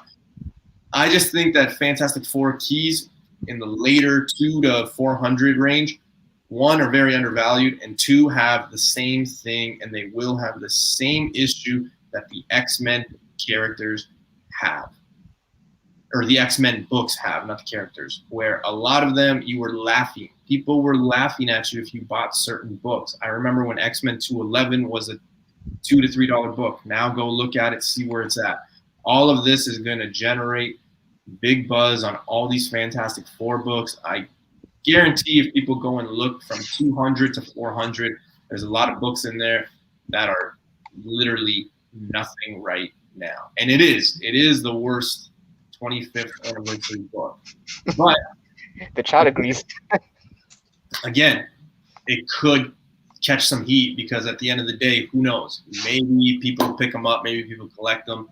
I get it's ugly, but I'm just trying to follow the trend of like, let's look at what happened with the X-Men. Because I remember I was picking up some few X-Men books and people were saying, A, that's never going to be anything. B, it's never going to be value. C, no one's picking it up. And now look, everybody's picking up a lot of keys in the X-Men thing that were like $2, $3, ugly ass covers too, are now $300, $400 books. So just saying.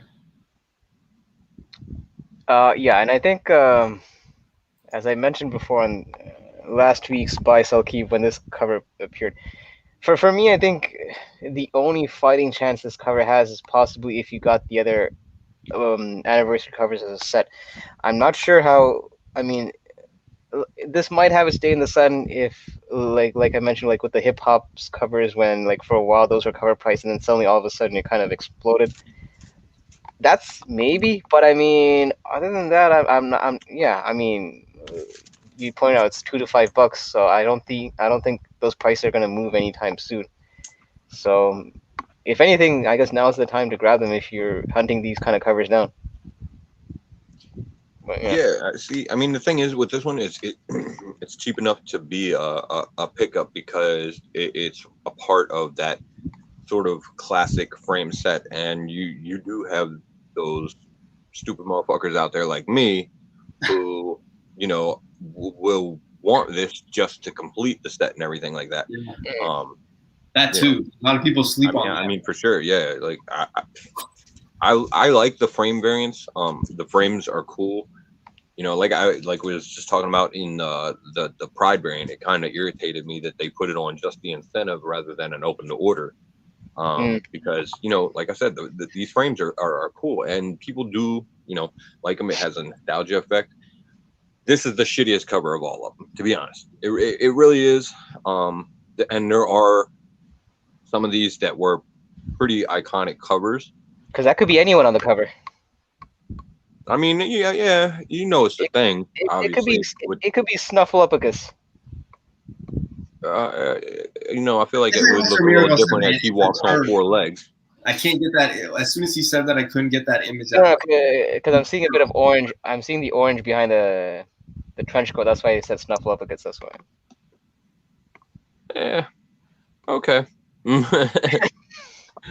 But yeah, no, I mean, probably, I think of all the frame variants that came out, I want to say, I think the one, was it an X-Men issue with Wolverine on the cover?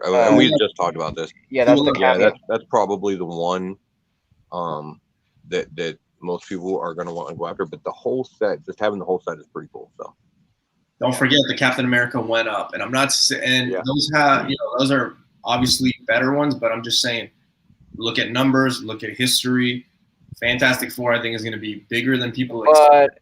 Newbie, the Captain America issue was a key issue though in that border. It has something to do with John Walker. I forgot what. I said that. Yeah. Oh, okay. I didn't realize you mentioned the key part of it. Yeah, I just said that. Yeah. It is a set thing, but they are cheap. So definitely. I mean, if you could pick it up for $2 to $5, there'll probably be a resale value on it for set collectors and everything like that. At least down the line for sure.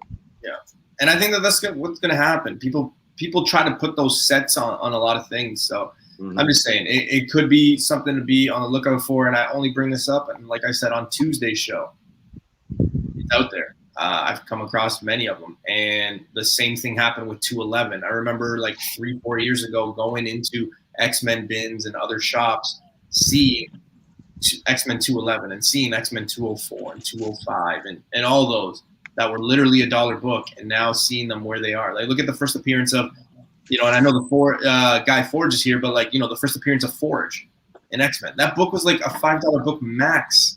You could find like many of them, and now like go look at what 9.0s and 9.2s are going for.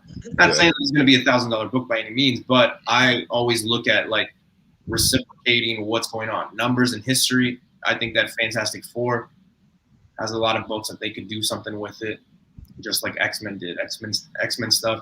And when you talk about some people, when you talk to people who have been doing that with the X-Men ones, like they were getting laughed at. Like, oh, why are you picking that up? Why are you picking that up? Like some of the older collectors, and look at them now. Like they're probably like laughing at everybody, saying, people were laughing at me when I was buying 10 of these at $10, and now they're going for like, $300-400. So yeah, I actually grabbed it, the X-Men in Mark Jewelers. Yeah, but sometimes this is a perfect example too, Mark Jewelers. But again, spec also has that you have to take a risk, you have to take a gamble, right? Like you're never gonna get up. You're never going to, make a big profit if you don't take a gamble or a risk. And that's what spec is. That's what, some of this stuff is. So you got to think outside the box. And, I just bought a pair of Adidas. What's their thing?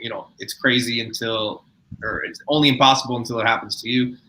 Corny, but you know what? That's sometimes the way you got to think, right? So just keep that in mind. I mean, I think there's a market for the frame variants for sure. Yeah, 100%. Down the line, yeah. It's just the ugly one. That's all. So Right. but hey, even ugly things get some love. So all right, let's go book number 2. Keeping with Fantastic Four, and this one is more of an information because a lot of people don't realize what this is because this book is no more than about $7. First appearance of the Salem 7, all those witches and everything like that. You got to remember they're hand selected by Nicholas Scratch, who is the son to Agatha Heartless. Raw copy sell anywhere between, like I said, $3 to $7. If you're paying more than $10, you're probably overpaying. No CGC sales to report. But let's be real, with the WandaVision, Witches, Doctor Strange, Multiverse of Madness, and all that, it's probably going to get a little crazy. Again, Fantastic Four, you can't go wrong with it. 186, cheap book, cheap spec. We already got the Witches. We already got Agatha. Who's to say we don't get Nicholas? Who's to say we don't get Witches? You got to remember, too, they're doing horror. They're doing all these different realms and all these different genres. Who's to say they don't do this witch stuff? Okay, so this one's a bit confusing. So wait, what's 185? Because isn't 185 also? That's the first appearance of Nicholas Scratch. Okay. Okay, so the witches are in this one.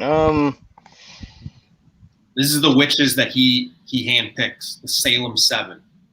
Okay, and then Scratch appears in 185. All right. Yeah. Yeah, I mean they could possibly appear, but in terms of the ceiling, I mean, I always kind of look at the ceiling. $1 million book, man. What are you talking about? I looked into the future. Buy this book. It's $1 million book. Okay, then you might want to. Just kidding. You might want. I'm pretty sure no one took that seriously. Might want to stop. If I'm ever on my deathbed, at like 80, because I think that's a good age to go. If I'm ever on my deathbed on 80, and someone says, "Hey, are you Newbie?"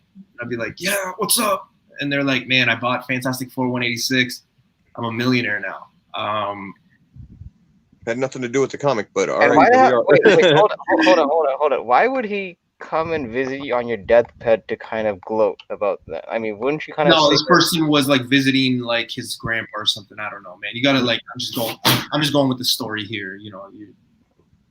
That's all right. It All seems right. like legit fanfic. Yeah, it's sounds like a romance novel. Oh, that escalated.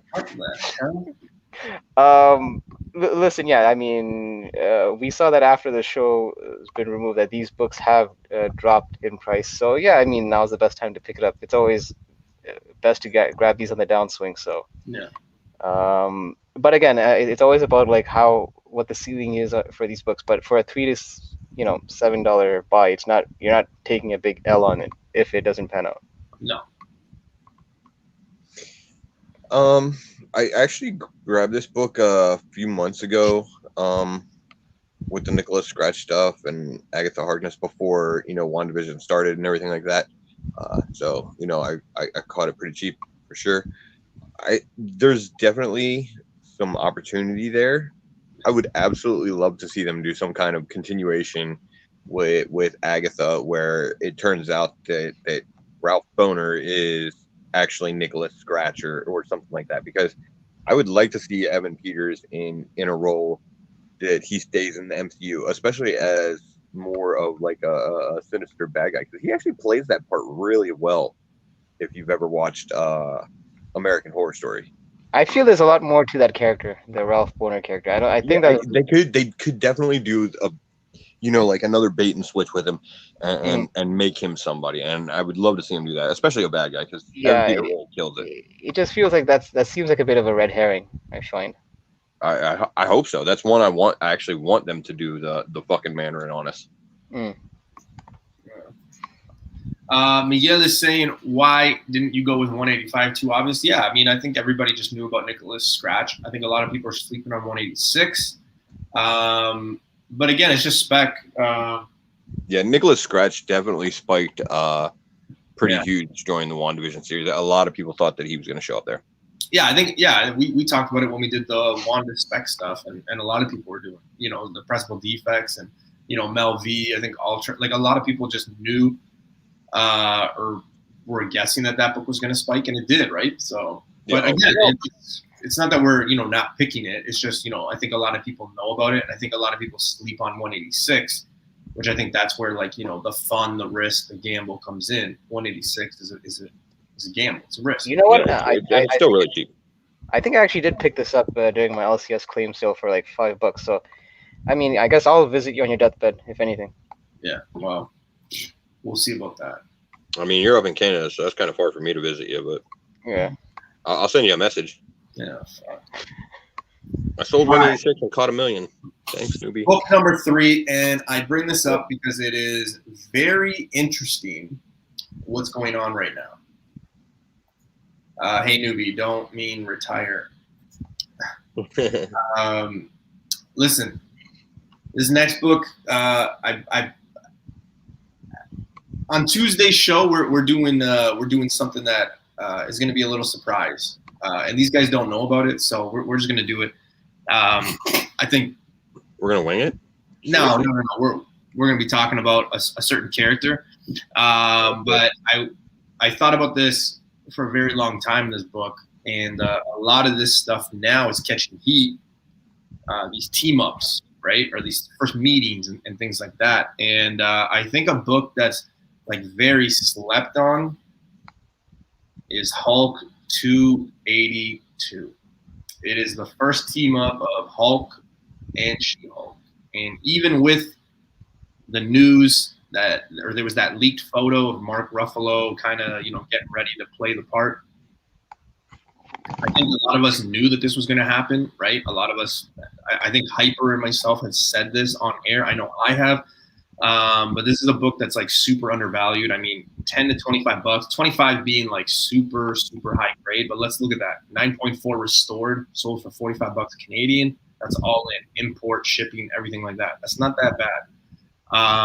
There is a ceiling, I think, with this book. But again, if the trend is going to be these first meetings, I think this is a good one to have because, they've already said that Mark Ruffalo is going to be around for a while. If She-Hulk hits, she might be around for a while, depending on what they do with Fantastic Four. Not to say that they won't have the original characters, but the fact that, maybe they bring in She-Hulk to kind of be in that world too. Who knows? This book could have some heat.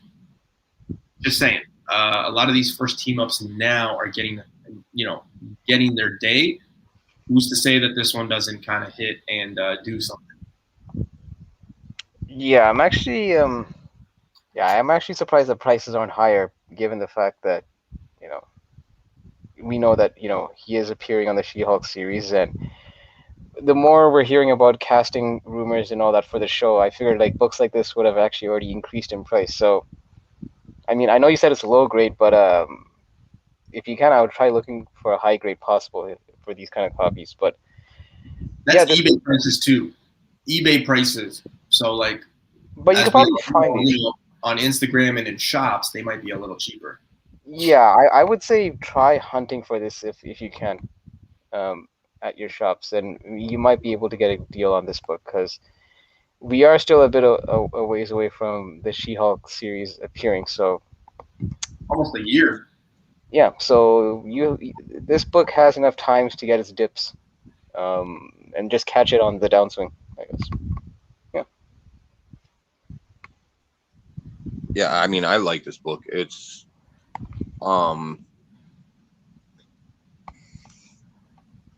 yeah, it seems like it's very undervalued. Okay, $80. I think that's more. That sounds about right. I feel. Yeah, I think that's more appropriate for it.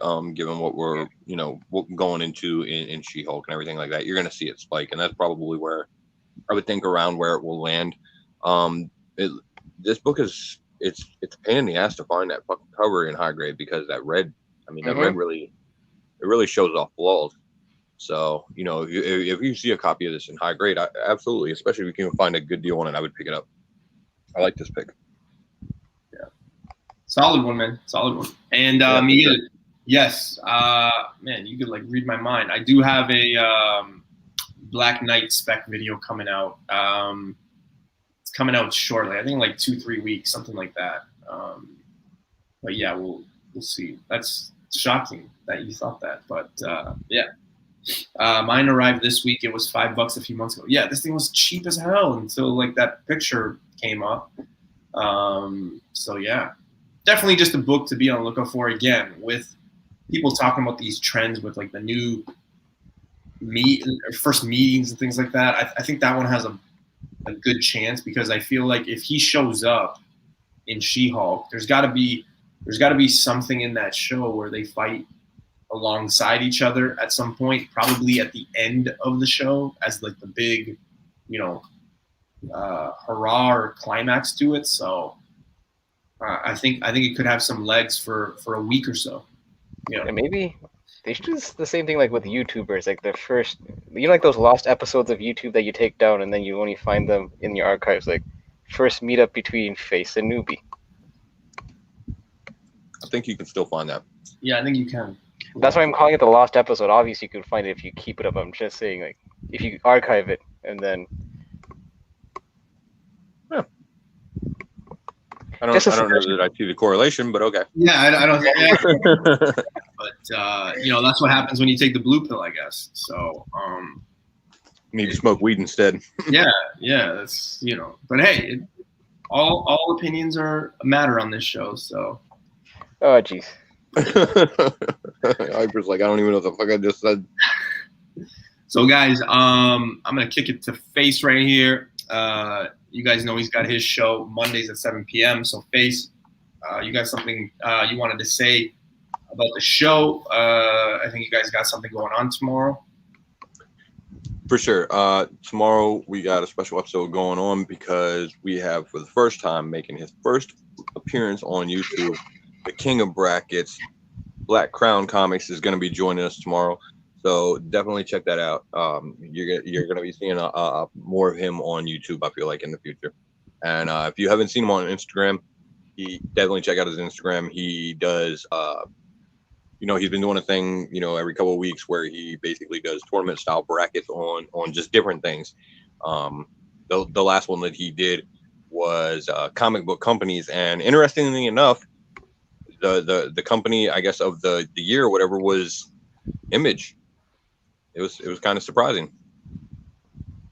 So, got that. He's going to be joining us tomorrow at 7 p.m. Eastern. So definitely check us out over there on my channel. And Hyper will be with us. Keys, Mm-hmm. So. And Hype, broken record, 2 videos on YouTube, but what's going on your end, brother? What's coming? Whoa, wait. You don't know if I put a 3rd video on or not? I do know that you didn't, so. Well, I mean. But see, he was just about to announce the secret collaboration video that me and him got going on to put up there. Huh? Oh, yeah. Now you're confused, right? Yeah. You were just supposed to roll with it. Yeah, for sure. I mean, it's super secret, so secret that I don't even know about it. Yeah, pretty much like copy paste what Face just said. I'll be on his show tomorrow with my guy Black Crown Comics. I've actually known him through the pandemic. That's actually how we got to know each other, and we've actually become good friends. So he's definitely knowledgeable on his comics. So I'll be looking forward to getting his input when he comes on for the first time on YouTube. And yeah, we'll be chopping it up tomorrow at 7 p.m. Eastern on Face's show, and then I'll be on Newbie's show on Tuesday, and Sunday we're doing this all over again. Yeah, we do it all over again. Actually, there might be a surprise. There might be an announcement on Tuesday about the show. Another one? Holy shit! We got all kinds of surprises going on. No, it's not a surprise. No, I clarified. I said announcement. It's a surprise announcement. Yeah, on the show next Sunday. But yeah, we'll be back on Tuesday. We of course have a spec show on Tuesday. It's going to be a little. What are we doing on Tuesday? It's going to be a little surprise, but yeah, we're going to be kicking it with some spec stuff. And yeah, guys, thanks so much for tuning in. Yeah, we'll see you guys Tuesday. Any last words, fellas? Don't forget to hit that like and subscribe button. Kid Collector, man, you don't got to do that. But thanks for the super chat, brother. He just says just got finished watching season 2 of Yellowstone, and holy shit, it is amazing. Oh, nice. Might have to check that out. You couldn't have waited. You couldn't have waited for the Newbie show to end, and then no. I'm just kidding. But if you guys You can catch your ass on the rewind. I guess my parting words is: if you're too broke to buy comics, visit your local library. What the fuck? I don't know. I tried to Just get us out of here. Just get us out of here. all right, guys, later.